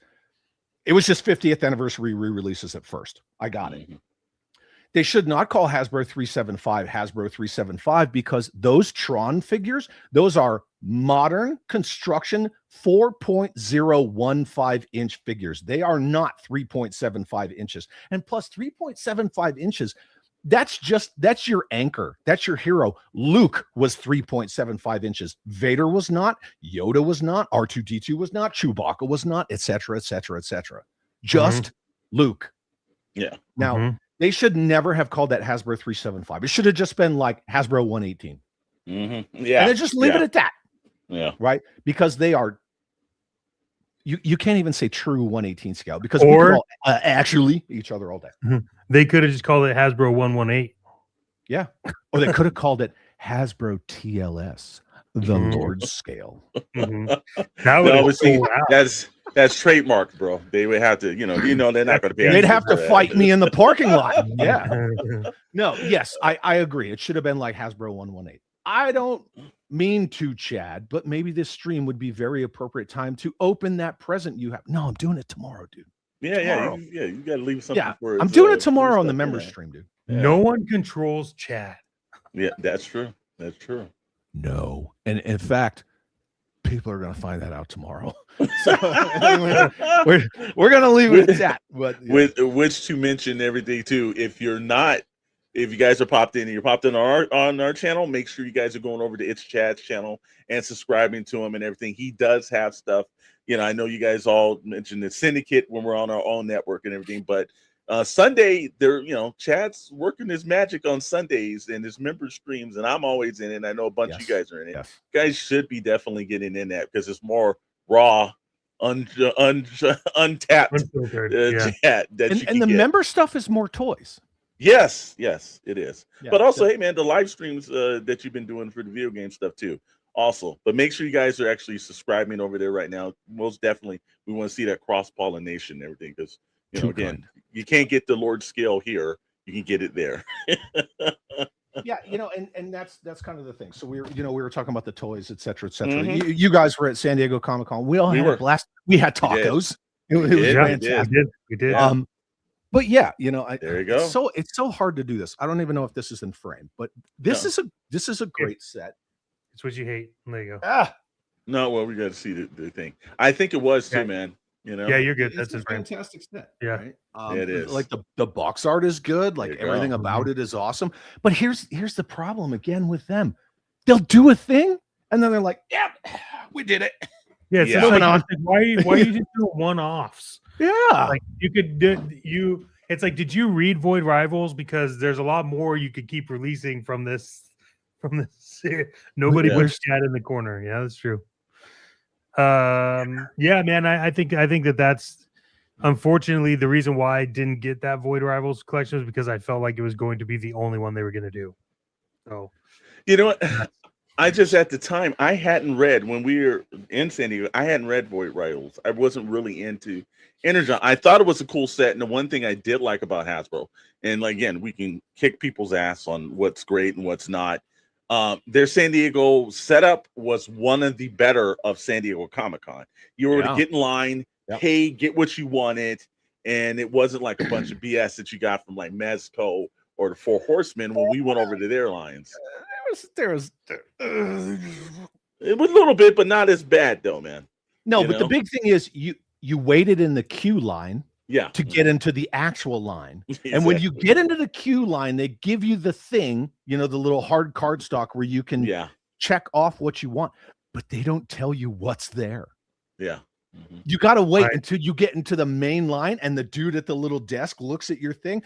And he friggin' told me that half the shit that I checked off was sold out for the day. But you look behind that curtain and there's boxes like 15 feet tall. And you're like, oh, okay, so you don't want money? And that goes to what Star Wars and Bruce said. It's like Hasbro likes leaving money on the table. Yeah, I'll hit it. Let's see. Yeah, there you go. Right below Trippin. What's up, Trippin? Good to see you. Yeah, what's up, Trippin? That's the thing, right? Their whole business model these days,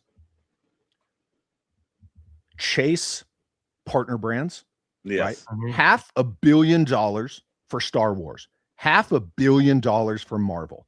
They will cater to those two IPs and put out any item in any scale because they're not even making profit until they make $500 million on each. But their brands that kept their lights on, G.I. Joe 3 times, right? And counting probably. Still, yeah. They treat Joe like their redheaded stepchild. It's their problematic war brand. They've always seen it like that. Like Ginger Kent did in the 90s when she came in from the Kenner Tonka acquisition. She came from fucking Kellogg's. Pardon my yeah, that's right. Yeah. She came from the Kellogg side and she was like, Alan Hassenfeld, I think that Real American Hero needs to end and we should give G.I. Joe to my buddies back in Cincinnati. G.I. Joe Extreme, which failed after 2 years. Oh, yeah. The thing is, all Hasbro cares about is chasing partner brands, which are both dying. Like Star Wars, for all intents and purposes, is dead. Thank you, Kathleen Kennedy. The MCU doesn't have a lot of hype anymore. It's kind of run its course since Endgame. It's been dying a slow public death. They could do so much stuff that is easy and smart to make money, to show customers that they give a shit. Don't make Serpentor a con exclusive. You take the Battle Android Trooper and you repaint it 4 times and you make it a like con exclusive 5-pack. Here's your Nano Bat. Here's your Inferno Bat. Here's your Jungle Bat. Here's your Arctic Bat. And then later on down the line, just release them all anyway, because you know you're gonna. Yeah. All they care about is telling their bosses, we sold out. The bosses don't care about numbers. They want to hear that a run sold out. You guys were just talking about that freaking 250th anniversary Duke.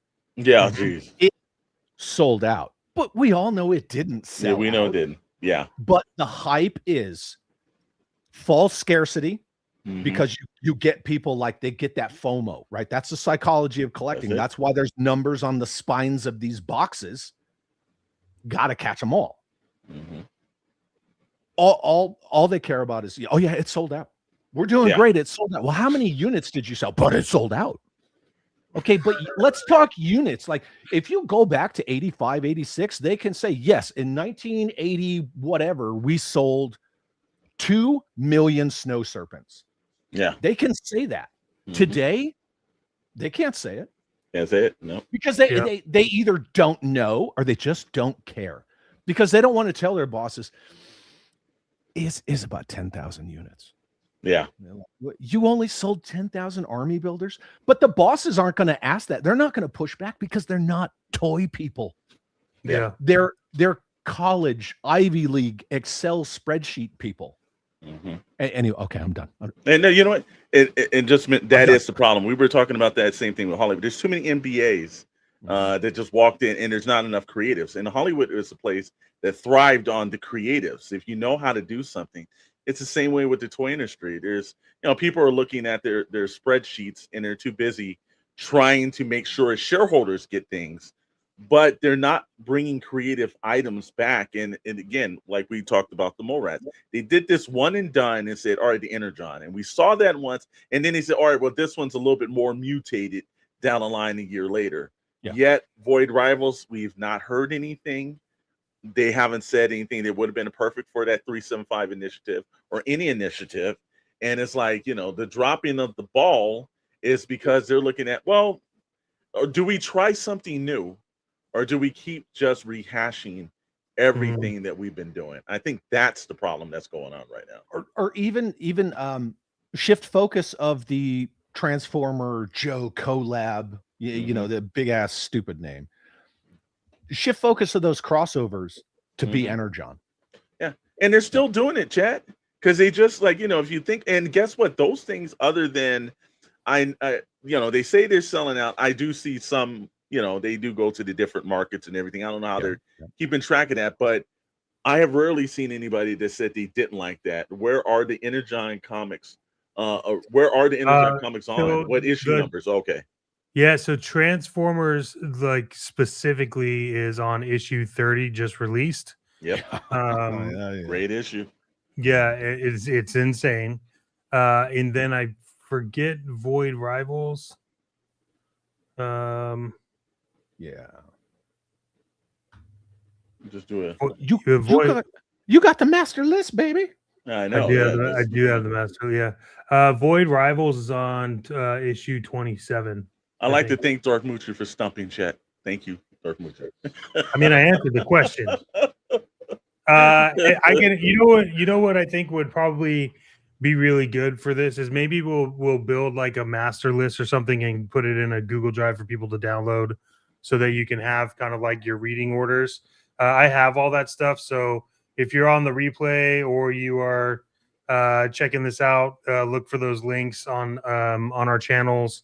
We'll get that stuff sorted, because I do think this is something people need to really dive into. Because we could, you could spend 4 hours talking on like Void Rivals 1 through 5, right? Yeah. Or like Cobra Commander or Duke. Like, it's just so crazy how they've had this like thread being throughout everything. So I can tell you that issue 30 of Transformers is it is wild. You could spend an hour alone. Yes, that issue is absurd. Yeah. But you could spend an hour alone just talking about all the little quintesson mentions and, you know, in just the first couple issues of Void Rivals alone. Yeah. And I give him credit where it's like Void Rivals. If you watch the G1, the one where Jetfire appear, it's kind of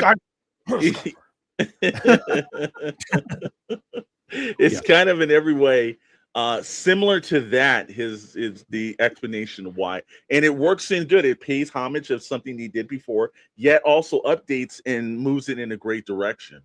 And I think that works. Also, we want to tell everybody, make sure that the one reason we want you guys to go into the physical comic book stores, we want you guys to find one in your local area and go in and pick this up. I understand if you're in an area you need to do it digitally, that's fine. But we're just trying to get you guys to go to some great shops. I have one out here. I go to Dicker's Comics in Hemet, California out here. Ambrose and Ambrose Jr. run the place. Always fun interactions going there. Chad, what's your favorite comic book store did you go to? There's a place in Albuquerque, New Mexico that is called Astro Zombies, and they do comics, collectible toys, vinyl, records for you people. There you go. Yeah, awesome place. I got a box there. I pick up the individual issues, and like Robert's Infinite Realm says, whenever they come out, I get the collected volumes as well. But I gotta say, digital's great because we all read them on digital, right? That's awesome because you have it in mobile. But I will never back down from physical media as king.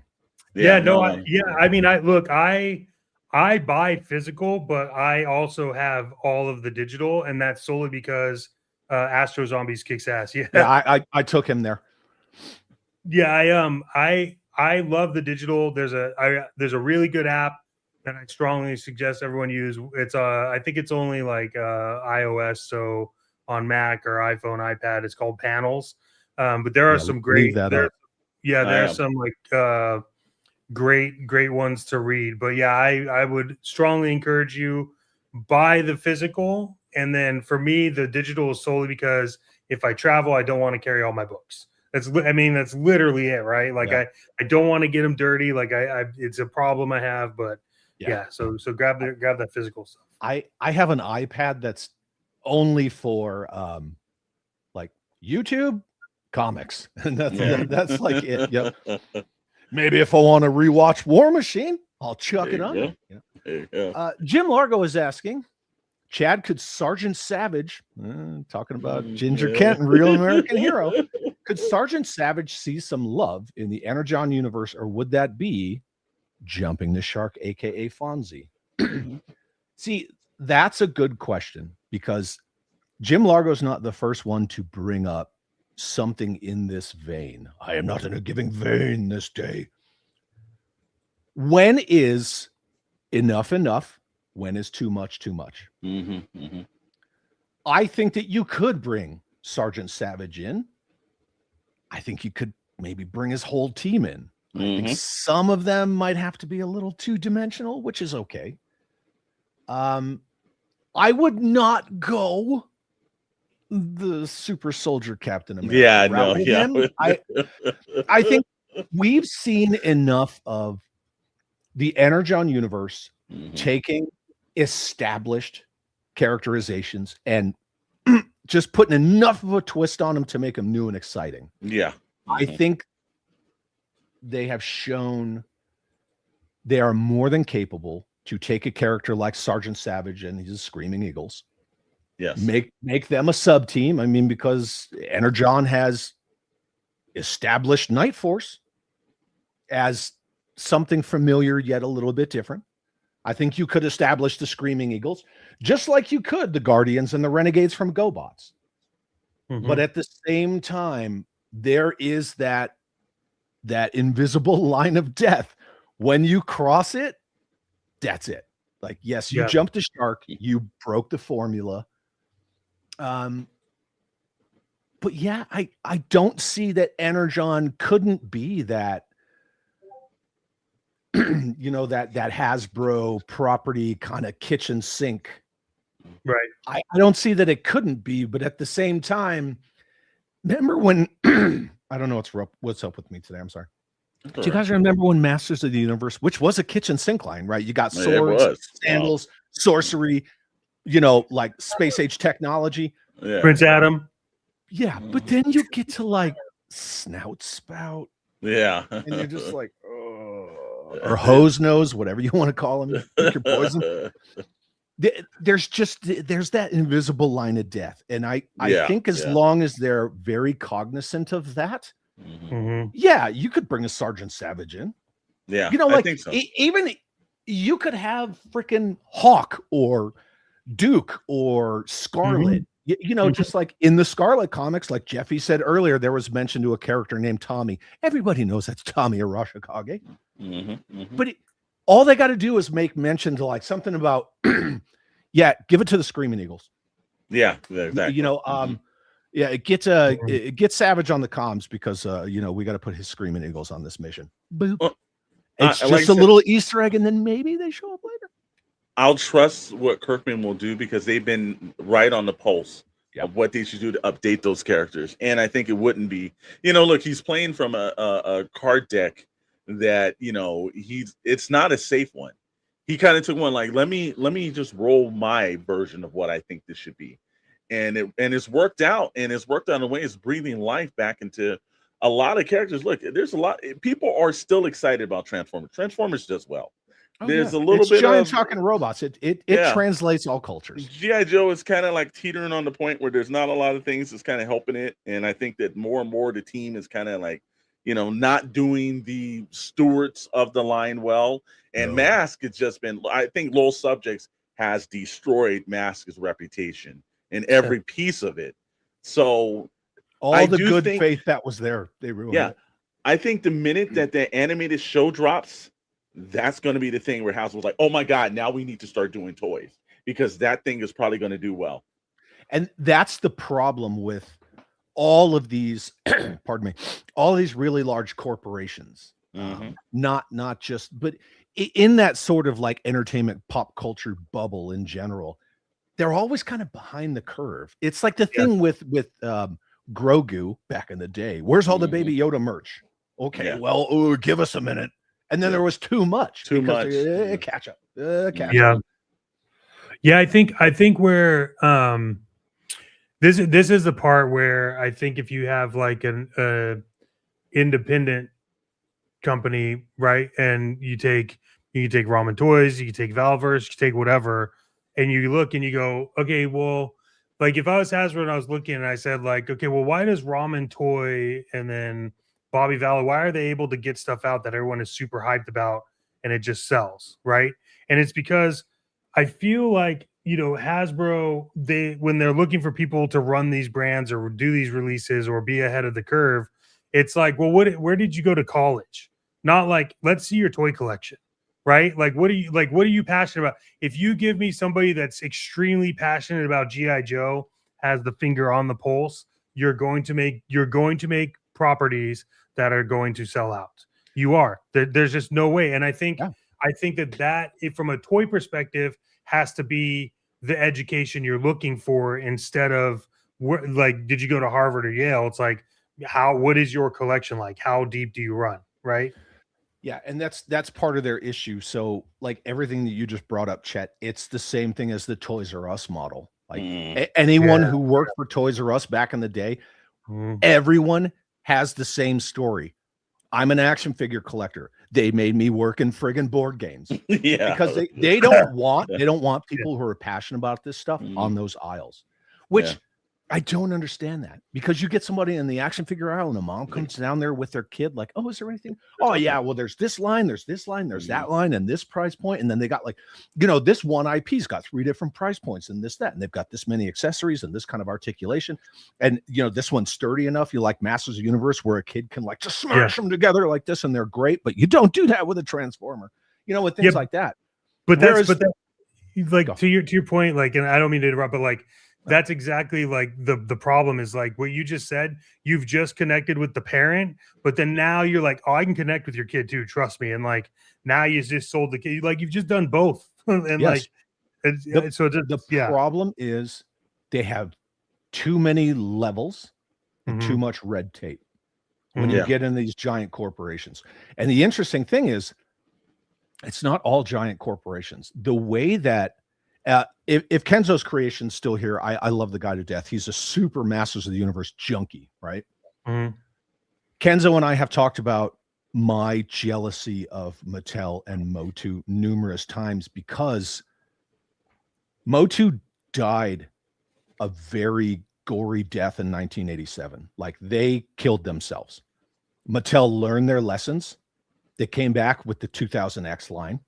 They came back again. They came back again. They just put out a new Eternia.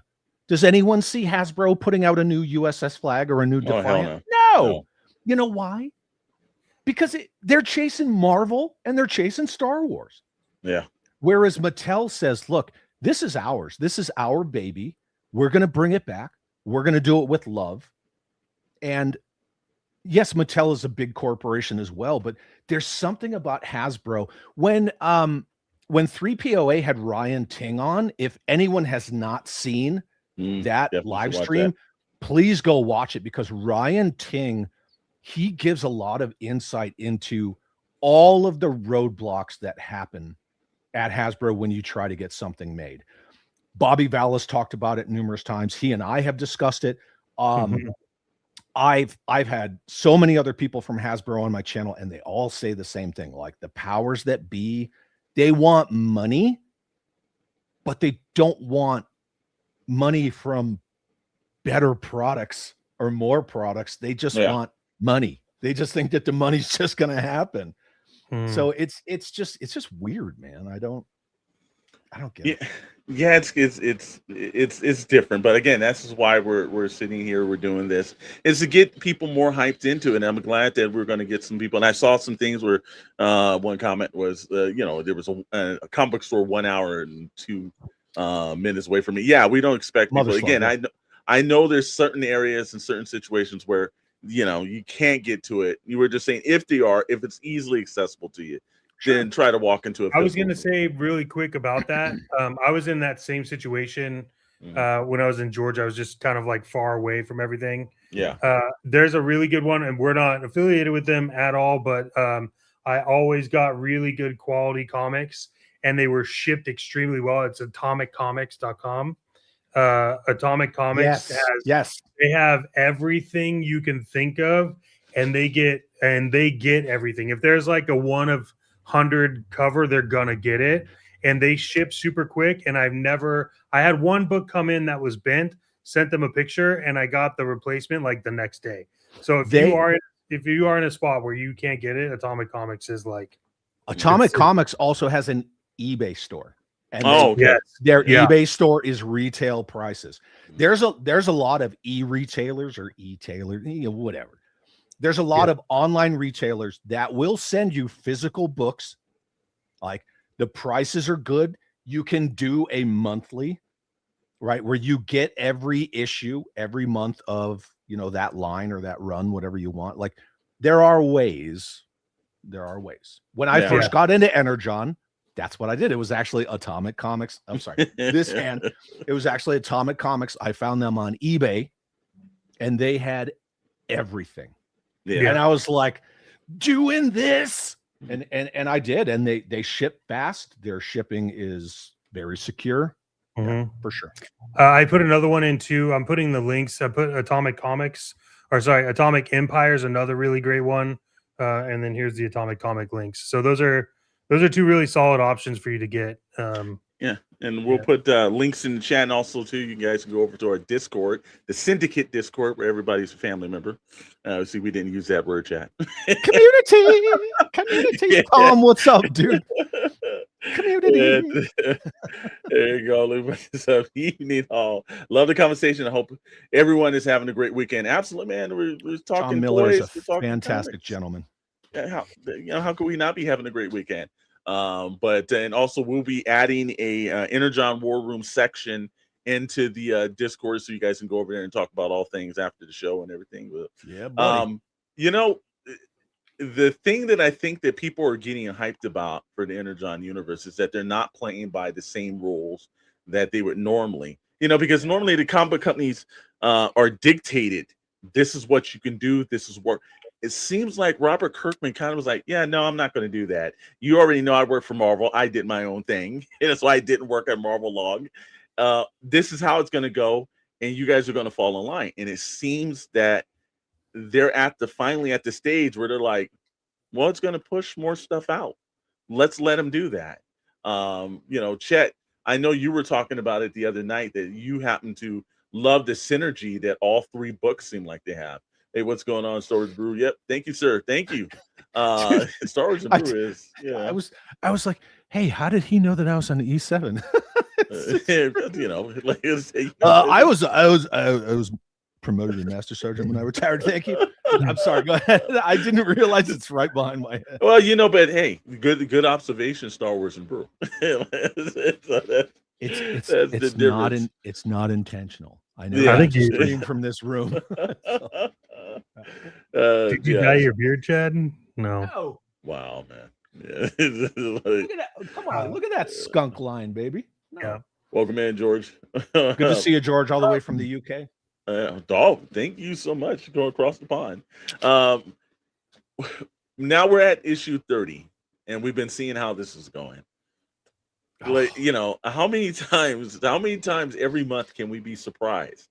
It puts the joy back in the comics, but like I gotta be honest with you, I don't know where they're going. Usually in a comic book series, or sometimes it's like they kind of like set the pins up. I am taking pleasure in every issue that I pick up. I'm surprised. I think that is just a testament to the storytelling, the characterizations, the way that all of the motivations are set up, tied in, all of it, the threads, right? Mm-hmm. This entire universe of comics just gets better. It doesn't become familiar, right? It's like, oh, okay, well, we're now that it's March, I'm gonna go pick up the new issues of each line, and it's just gonna be the same old formula. No, it's not. Me personally, this is like, I'm waiting for Joe to get wrecked. I am waiting to see a Kirkman Energon. We've been talking about how they spin everything, right? They take something familiar and they put a new twist on it.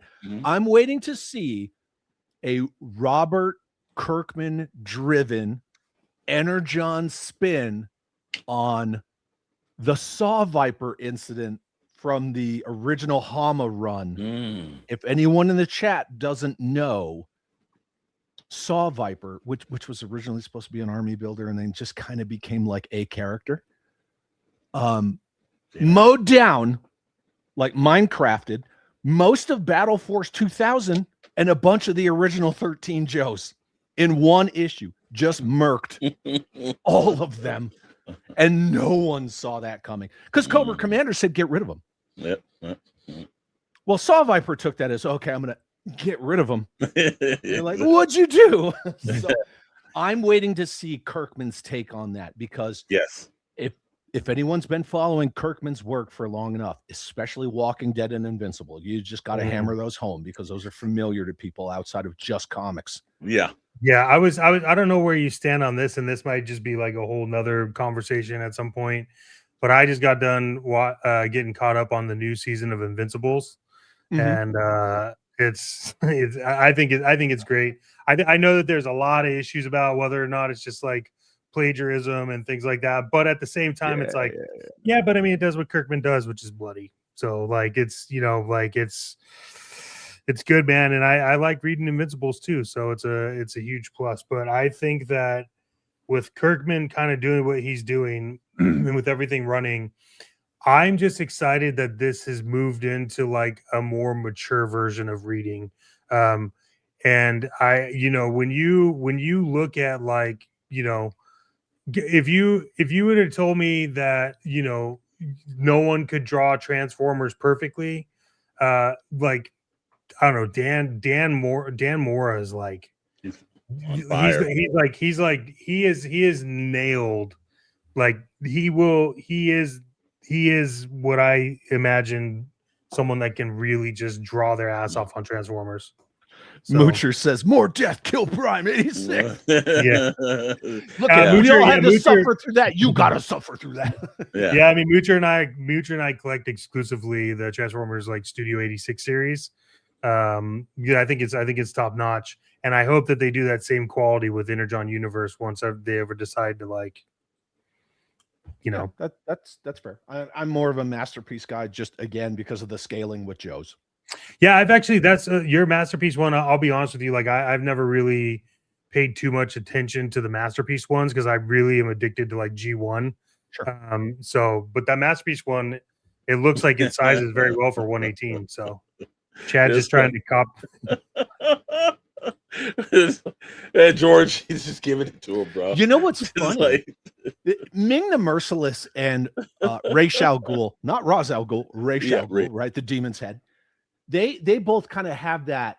I don't want to call it Fu Manchu, but Fu Manchu. I mean, it is. You got to call it. And as this gets like it's, you know, it kind of grows under, but this shit's already like over, like it's almost 3 inches long. There you go. Like my facial hair goes fast, boy. I was like pulling on it the other day, and I was like, oh man, I should totally just do a Ra's al Ghul. Screw it. You know what? That would be cool. And also wear the suit too, bro. I had somebody a long time ago. I have like a massive, like even longer beard. And someone was like, I'll pay you $200 to just shave it all off except for like the side. And I was like, I mean, that's $200. Like that's what, like 6 months worth of growing back. So I did it. And I was like, there's no way that I could walk around with this shit on my face. It was very, very heavy. So what you're letting know, there's a price out there, ladies and gentlemen. Oh, yeah, absolutely. Like, yeah, you know, it just depends. TC says I need Ming the Merciless's orgasm ring. Now I'm gonna go watch Flash Gordon. Thank you. The hidden. I wonder why the Invincibles cartoon doesn't have Tech Jacket in it. Is it a rights issue? It could be. It could be because even though certain items, that character. Yeah, there certain issues are, you know, Kirkman's, and certain issues are like with the creators and everything else involved. It could be that, yeah. Jim Largo's asking, would Xerxes, which was my call sign, would Xerxes be an armored division commander in Energon Joe, or would he have a different role? Well, according to these guys in the intro, I drive a Vamp. Yeah, exactly. Yeah. Well, you know. Well, we were going to put you in a Hiss tank. To be honest with you, it's perfect because I was heavy weapons infantry, right? So yeah we were in up armored vehicles, you know, MATVs, Humvees, MRAPs, etc. So yeah, it worked. To do that all favor, Steve kind of did the intro, and if you ever watch your channel, Steve has a occupation of fucking things up. Hey, look, I love it. I love it. I loved it. So. You know, you should see the first version. I said that looks nothing like him, man. You go back and do this again. So, you know, Commander Bly knows Steve. No, it's all good. I love it. Yeah, but yeah, man. You know, I think that we're getting our point in. Everybody's getting jazzed up. You guys know now. You got some homework assignments. Because this stream gives you homework assignments, you know, whether it's on digital or everything else like that. We're going to start. We didn't do a lot of spoilers, so you know that's the good part and everything. We didn't do a lot of spoilers, but we are going to start ramping it up. And like Chad said, there are guests lined up to be on, and we're going to try to bring this out to you. If there's one book that you guys feel like that we should tell everybody, hey, this is probably the one to start off if you're going to start your journey, because I started mine from 25 with Transformers and then had to work my way back. It didn't spoil it, but it made me go back and say, okay, this is good. And I was looking for the one that opens up that did the Transformer sound. I could never find that one. Gimmick. I was looking for the gimmick book. Oh, the issue that had the gatefold. Yeah, the issue 25, when you open it up, it does the Transformer sound. Yeah. And I could never find that book. But and then I was like, well, I'll just pick this one up. And I started reading from that point. But dude, what do you guys think your reading library should be? Even that ash can that we all got on that Kirkman panel, that ash can's awesome. Yes. I still flip through it all the time when I'm out in my Joe room. It's right next to my desk. Yeah. Which, by the way, can we bring ash cans back? Like in a real way? Like, please bring ash cans back in a real way. Yeah. Okay, so I think for me, I have two different answers. So if you if you want to start, Steve and I have beef. Yeah. If you want to start off and completely understand everything, I definitely think you should start with Void Rivals Trade Back. I, I think that one will spark your curiosity. You could definitely get into Cobra Commander. You could do Duke. I think what triggered me is like my fandom. I was more of a fan of Transformers than I was the other branches, and so that Void Rivals like triggered that for me. Now, if you want to get into like the craziness that's happening, I think a great starting point, especially because it's where the art switches from the previous artist to Dan Mora, is 25. Transformers Energon 25 does a great recap, a really good scene with Megatron coming in. Afternoon, guys. I know nothing of Energon Universe, so it's very interesting. Well, we hope you enjoy and come back.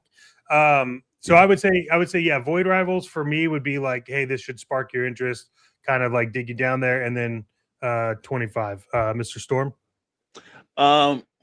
I think 25 is a perfect jump on point. If you're going to start reading this series and let's say you don't have the time to go back, I would pick up the trade paperbacks.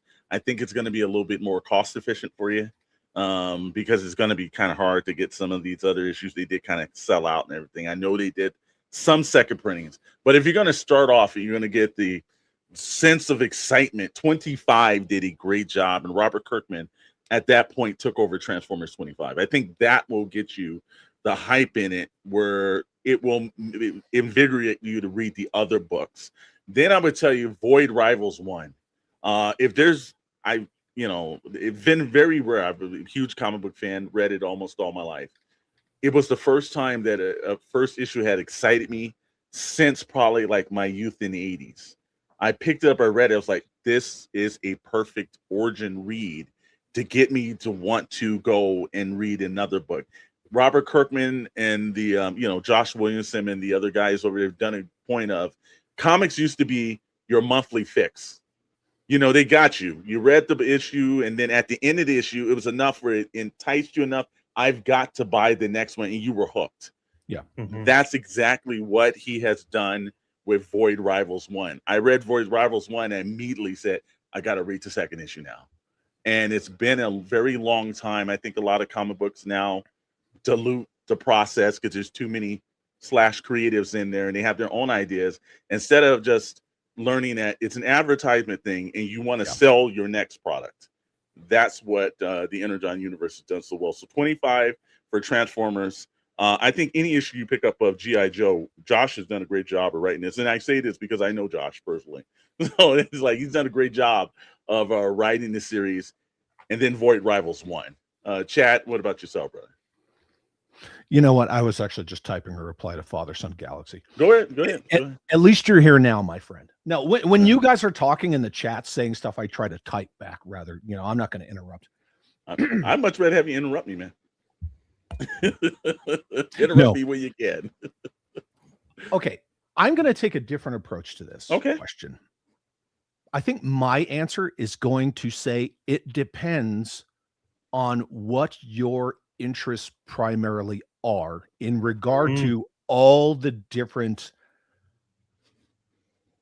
characters, IPs, because even with the Joe aspect of Energon, it didn't start with G.I. Joe. Yes. It started with individual character runs. Duke, Cobra Commander, Scarlet, Destro, right? Like that's what it started with. And then they brought all of Joe in. Yeah. So you can't just go to Joe if you're like more of a Joe guy like me. You have to go Cobra Commander or go Duke. I think that's really what it boils down to. What character are you more invested in that's going to get you to want to delve into the wider universe that is Energon? Is it Optimus Prime? Is it Starscream?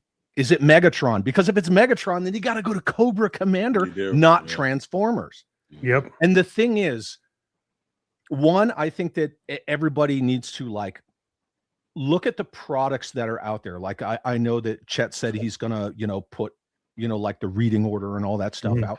Yeah. Or like I said in my car rant video from yesterday, which I did talk about us in the show and all that stuff. Go to Sergeant Major Google and type in Energon Universe reading order. Bam, there it is.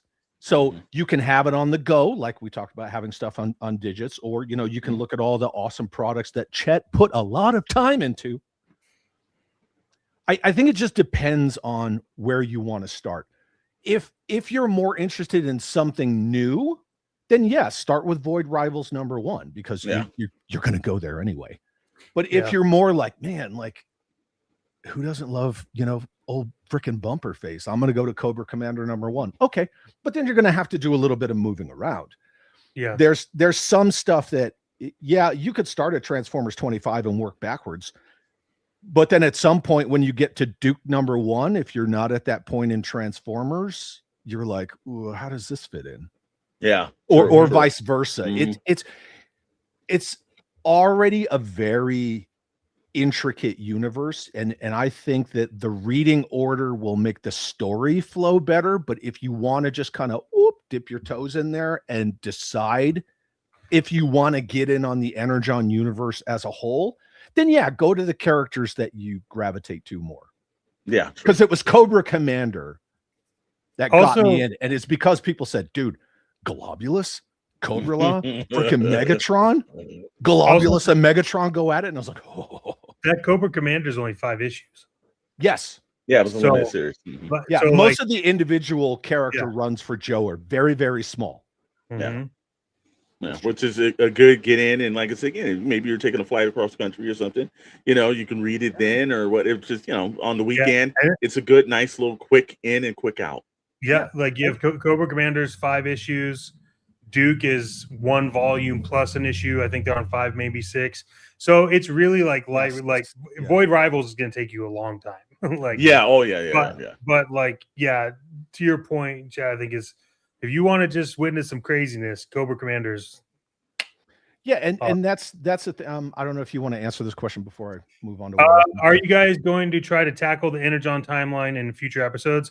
I actually have a majority of that built now, so we'll talk about it. But we do ultimately want to get into timeline connections. Putting that together visually has taken me a while, but I do actually have preliminary timelines, and so we will definitely be getting into that. I mean, I do car rent from a FJ Cruiser, so yeah, sure. Which is an Autobot, by the way. I think in Transformers 1. I think so. I think so. I think you're right. Yeah, I think you're right about that. Well, you know what? We'll fact check that for next episode. There's actually I have an image of one of the Transformers. And he's sort of futuristic, but he looks pretty much like an FJ Cruiser. And I'm actually going to wrap my FJ to look like that. Oh, it's like brass and flat black and OD green. He looks great. The thing about Cobra Commander is you could look at it from a lot of different ways. The whole him Nemesis Immortal thing, it's kind of a weird effed up buddy cop thing for a minute. And then did anyone in the chat want to see a lot more Dreadnoks? Because at one point there were a lot more Dreadnoks. Do you know what happened to all those Dreadnoks? Well, you'll find out in Cobra Commander. That's all I'm telling you. There's a reason why there's only a handful of Dreadnoks now. Very good reason. it works so well because when they first introduced the Dreadnoks in Cobra Commander, you're like, who are all these? You also like, I mean, this cover, like, I don't know why you it's so good. Like, come on, the profile, like the just where they're going with this. I mean, I don't want to give this away if people can read it, but I mean, that guy's he's just a stain on the snow. Yep. Not going anywhere. So, and look at that version of the Commander. Go back to that. Which one? The very top? Look at that. Yeah. There you go. That is the night. You just passed it. Right there. Nope. Right. That one. That Cobra Commander Yeah. That's the 90s Cobra Commander. It is. He's awesome.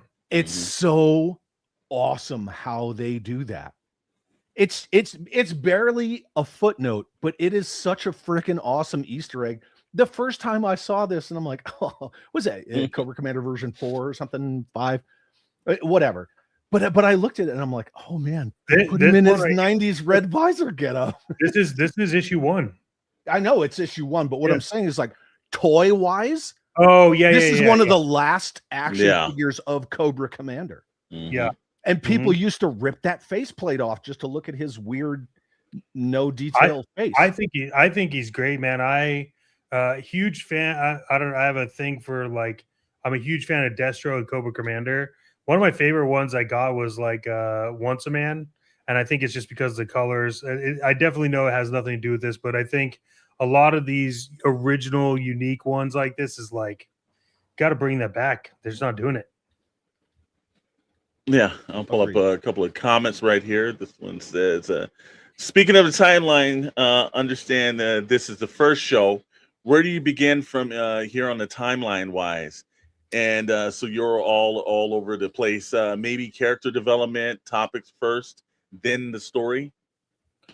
Yeah, I mean, I think this is something where, like, let us know. Like, put it, if you're on the replay cruise rewatching these, put them in the chats. Like, let us know what you want. We'll watch ours. Chad watches his. Like, we talk all the time, so we will figure it out. I think it sounds like maybe we should just start and maybe we tackle Cobra Commander and we just start on that. And maybe let's just do that. Next episode, we'll get into Cobra Commander. The last part of the show, we'll talk about like recent events or whatever. But yeah, we'll get into Cobra Commander because I do think you're right. I do think that is important to even getting into issue 25. Had you read Cobra Commander, you'd understand what was going on in there. So yeah, we'll do that. Cobra Commander. Yeah. I think we can do that also too. Again, and we'll put some time and effort into the Discord and drop that into the. We'll do an Energon War Room area, and we'll break down some timelines, and we'll have a doc in there as well. So if you guys pop in over there at the Syndicate Discord, you'll also get that in. You also can throw all your questions in, because I know YouTube does a bad thing sometimes erasing comments after a while, but it doesn't erase on the Discord. And we'll throw a link up in the chat for you guys to head over to the Discord, because we'll be talking about that a little bit more. So, I think it's gentlemen, I think it's time for us to wind down a little bit, because we've been energizing ourselves out and everything. We want to save some stuff, but I know that while we're done this week, because we normally do like Mondays and then Wednesdays and Fridays, and now we're doing Saturdays and everything. But Chad still got to check one tomorrow and everything. Check out Maddox and Storms SKN. Thank you, sir. Thank you. Appreciate that. It's not just us too. It's also our buddy Sarlacc Digest podcast and also Blitz Transmissions. Yep. And we got some game, everything that it's a home for everything. You don't have to worry about being in there. It's just Star Wars. No, you can say whatever you want to do. And there's a lot of cornucopia of fun. It is. But I know you've got a live stream tomorrow. And, I guess, the thing in the room is you had one planned. Obviously, events changed and everything. So, if people aren't a member of your channel, then they're losing it, because they should be in that members only one before this. It's like a nice warm up to get you going, and then you get into the regular stream. So what number one, the times tomorrow, and what's the main subjects that you're breaking down? First of all, I want to say Eric Alfred Abel, channel member for 23 months, uses this Chad Chat trademark. This guy, 2024. It says, "You convinced me. I'm going to check it out." Awesome, Eric. That's what we love to hear. Let's see. So yeah, if you're not a subscriber to my channel, it's free. Come on over. Most people are. And if you're just seeing this mug for the first time, nice to see you. So my channel members, who affectionately call themselves the Chad Holes, I do a members only pregame every Sunday at 4 p.m. Eastern, 1 p.m. Pacific.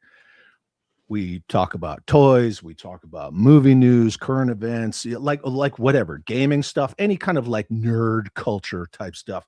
We'll just blast it out, right? Pickups, people send me stuff. whatever, I about open toys, yell about stuff. But what I like to do with my channel members that is just exclusive to them, a lot of times when I record a new video, I record it with them as like a live studio audience. So they get to watch me like flub and fumble and misspeak and start over. And then they'll try to like crack me up. And it's a fun shit show. So it's pretty awesome. So tomorrow on the member stream, we just, I don't really have an agenda for tomorrow's member stream. All right. But on my main stream, the public stream at 5 p.m. Eastern, 2 p.m. Pacific, 1 hour after the member stream, we're going to do a celebration of Chuck Norris. And that's something I've never done before. But I mean, it's Chuck frickin' Norris, right? Yeah. Like, you could get into any aspect of Chuck Norris and, military veteran. He's one of the highest regarded martial artists in the world. Absolutely is. He was the one who convinced Bruce Lee to put kicks into Jeet Kune Do because Chuck Norris was that efficient with kicks. He choreographed, their memorable, timeless fight. Chuck Norris, I think he didn't get a lot of credit. People just, oh yeah, Walker, Texas Ranger. It's like, no. Yeah, way more. Plus, Chuck Norris Karate Commandos, toyline, great cartoon, great cartoon. Plus, as soon as he showed up in Expendables 2, I was like, oh, thank God. And then all the Lone Wolf McQuaid references. Dude, it's just like, so good. Plus, he is the eternal meme. Yes. So we're going to talk about Chuck Norris at the end of the celebration of Chuck Norris. I'm gonna talk about some bullshit, and I'm gonna go scorched earth on some people. Some people are gonna love it. Some people are gonna hate it. I really don't care. If you don't know what this is all about here, I'm just I keep it real. I guess that's all I can say is look, I'm me. You're always going to get me. I am the most true version of me you're ever going to see. So yeah, tomorrow I'm either going to make some people love me for the rest of their lives or immediately disown me. But yeah. I'm going at it. So yeah.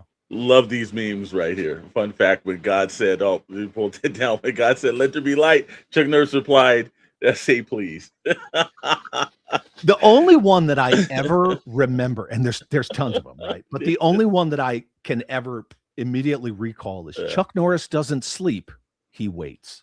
that's the only one. So, but I'm sure tomorrow there's going to be a lot of celebrating of that kind of stuff. And we're just going to have a good time, and we're going to we're going to laugh and have fun and remember the awesomeness that is Chuck Norris. It is. And then I'm going to drop some news. And then you go, yeah.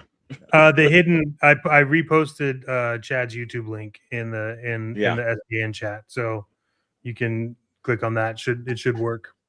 Yeah, and make sure again, so this is episode 1, episode 2. We will have because we didn't know that its chat couldn't pull that up, so we will make sure that episode, all the little bells and whistles of the first one will be worked out for the second one.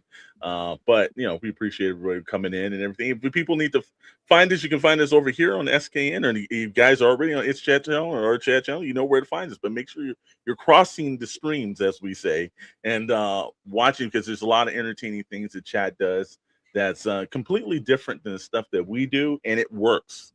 That's why your fandom wants to be written in several different ways. Make sure it's done that too. Find us over at Discord, each one of our Instagrams. So, we're all actively on it. I know Chat's actively on the Facebook one as well. So there's a bunch of stuff that you can find us, ask questions, and, just let us know what's going on. But other than that, we will be appearing at Toy Atlanta next week. So we'll be on a plane on Friday morning, flying down to Toy Atlanta in Duluth, Georgia. So that's where we'll be. I know you've got an upcoming event as well, Chad, that people should be paying attention to and getting some stuff ready, because I've heard there's some form of a swap meet or something that you're working on. Hell yeah. Real quick, I have to celebrate this. Father Son Galaxy says, this will be a home run. Already my most anticipated stream. I can't wait for more. Jesus, awesome. Man. Awesome. There you go. Thank you, sir. Appreciate that. And that's the thing. We're doing this for ourselves with all of you, right? With all of you. If you guys want to see something, let us know. Let us know in the comments, in the Discord, in, whatever, members chats. You guys have channel membership too? The hidden in our description, you should see it's Chad's YouTube channel, and there you could just click on it from there. I'm not sure why those links aren't working. Okay. Anyway, so yeah, so I think DFW GI Joe show, yes, sir. 2026 will be the last weekend of May, and that is obviously in Dallas Fort Worth. It's at the DFW Hilton in Grapevine, Texas. All of the original Real American Hero creators, Kirk Bazigian, Ron Rudat, Larry Hama, et cetera, they're all going to be there, to include like Frank Coronius and those guys. Valverse will be there. A lot of other toy companies. Thank you, Zakanan. A lot of other toy companies will be there. It's a really awesome show. No drama, no BS. I love it. Greg Brown from Cotswold Collectibles, who runs the show, he's a super awesome guy. Dan Klingensmith from Creating G.I. Joe, he's really involved in that too. To me, Dan Klingensmith, he is the walking encyclopedia of G.I. Joe. Nobody knows more about Joe than Dan Klingensmith, and that is saying something because I know a shit ton. But every year we do a swap meet for the past 2 years. This year will be the 3rd annual swap meet. For some reason, it got named after me just because I suggested one. Because places like Joe Fest, they do a hall swap. So yeah, they do. We kind of took the whole hall swap, and most cons do a lobby swap kind of a thing. Yeah. Yeah. But we took that premise for DFW and we made it like a nighttime. Once the show floor closes, we made it like a nighttime, like hangout, sort of a premiere event where everybody comes together. You can swap stuff, you can sell stuff, you could just hang out. It's really just a massive hangout, and it's freaking awesome. And then you're at the swap and you're like, oh hey, look, there's freaking Kirk Bazigian from G.I. Joe. I'm gonna go talk to him. So it's an awesome hangout. I think this year I'm going to bring some of my customs, give out tickets, and then just I'm gonna give away some of my customs this year. So yeah, but it's fun. It's awesome. Action Joe Figs, man, good to see you, dude. There you go. Yeah, I'm looking forward. Actually, Chet and I are right now actively trying to work our schedules around to actually pop in that weekend. So hell yeah, because I know you've been to was it what is that Brown Streak Prophet? I don't know. Do you know this guy or no? I don't know. Okay. What was it? Was it Joe Fest? What was it? Which one did you go to, Chet? The one that was in Augusta. It was Joe Fest in Augusta. Yeah. Okay. All right. So I hear we normally have like the SoCal Joe show or something else like that, but since a good buddy of ours is doing the swap meet or something, I thought we might have to make that ride out there. It might be a good weekend. Yeah, I'm not gonna dunk on Joe Fest. This isn't the time or the floor. Yeah. But it's just it's in Georgia. It's real far to go. This is just personal, right? Just a personal opinion. Take it or leave it. I think that Joe Fest is no longer about Joe. I mean, granted, it's the Joe Fest and action figure show. It's not just Joe. It's kind of more one of those like go to be seen and hang out by the bar rather than like celebrate love of little plastic people and the history and all that stuff. And if that's your jam, cool. That's awesome. But I'm done going to Augusta. It's pretty far. You guys know it is. You're in California and it's far. I mean, the only time I went, I was living in Georgia and it was 2.5 hour drive. Yeah. So it was a long drive for me too. But yeah, man. So we're doing Toylanta, but we want to try to get down to DFW. I've heard literally nothing but good things from it, and I'm excited to experience it. So yeah. And for me, it always works if you know a guy there. I think Yeah, we you know a know, guy there. know a guy that knows a guy. Irish Johnny, Irish Johnny B says, "Hey guys, just discovered your channel. I'll watch the replay later. Greetings from Ireland." Hell yeah, Johnny. Welcome in, Thank welcome you, in. sir. Glad you Johnny, discovered us. next time you come, I'll wear my my hat that I got from Ireland just for you. Ooh, All right. see, already getting the love, man. There you go. There you go. So I think so we're in agreement. I will work on the timeline for Commander. Mhm. The next time we get together, we will be going over Commander Cobra. I'll have the timeline set up. It'll be visuals. We'll get all that stuff done. So if you want to do homework for the next one, let's talk Commander Cobra, and we'll start there because I do think that's probably the best place to start.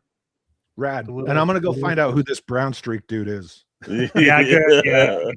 Yeah, I could. Every now and then you just get some, something a little different. No, it's all good. Look, you guys know me well. So 3 times out of 5, when I see something like that, I'm like, yeah, I probably dragged that in here on my show. Come on. You're fine. You're fine. Zakanan says he's handled. There, Okay, I cool. thought. I thank you, sir. I thought he would handle that. Look, I'm all actually- for it. I'm like, bring it on. Let's go. Come on. We gotta make Zakanan a mod of our channel so he can do this. Most definitely. He created the account 4 days ago.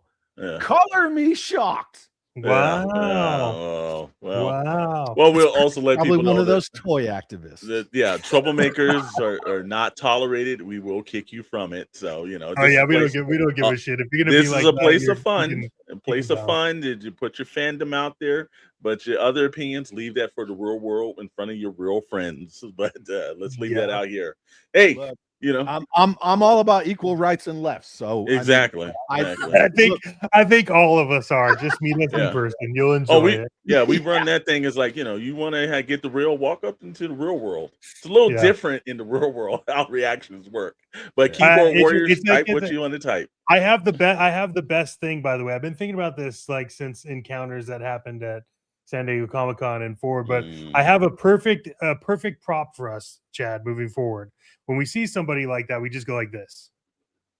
And we just hand them our keyboard because that's where they're the bravest. Hello, Mr. Keyboard Warrior. Hello. Okay. Just subbed. Everyone hit that like button on your way out and close the gate after you.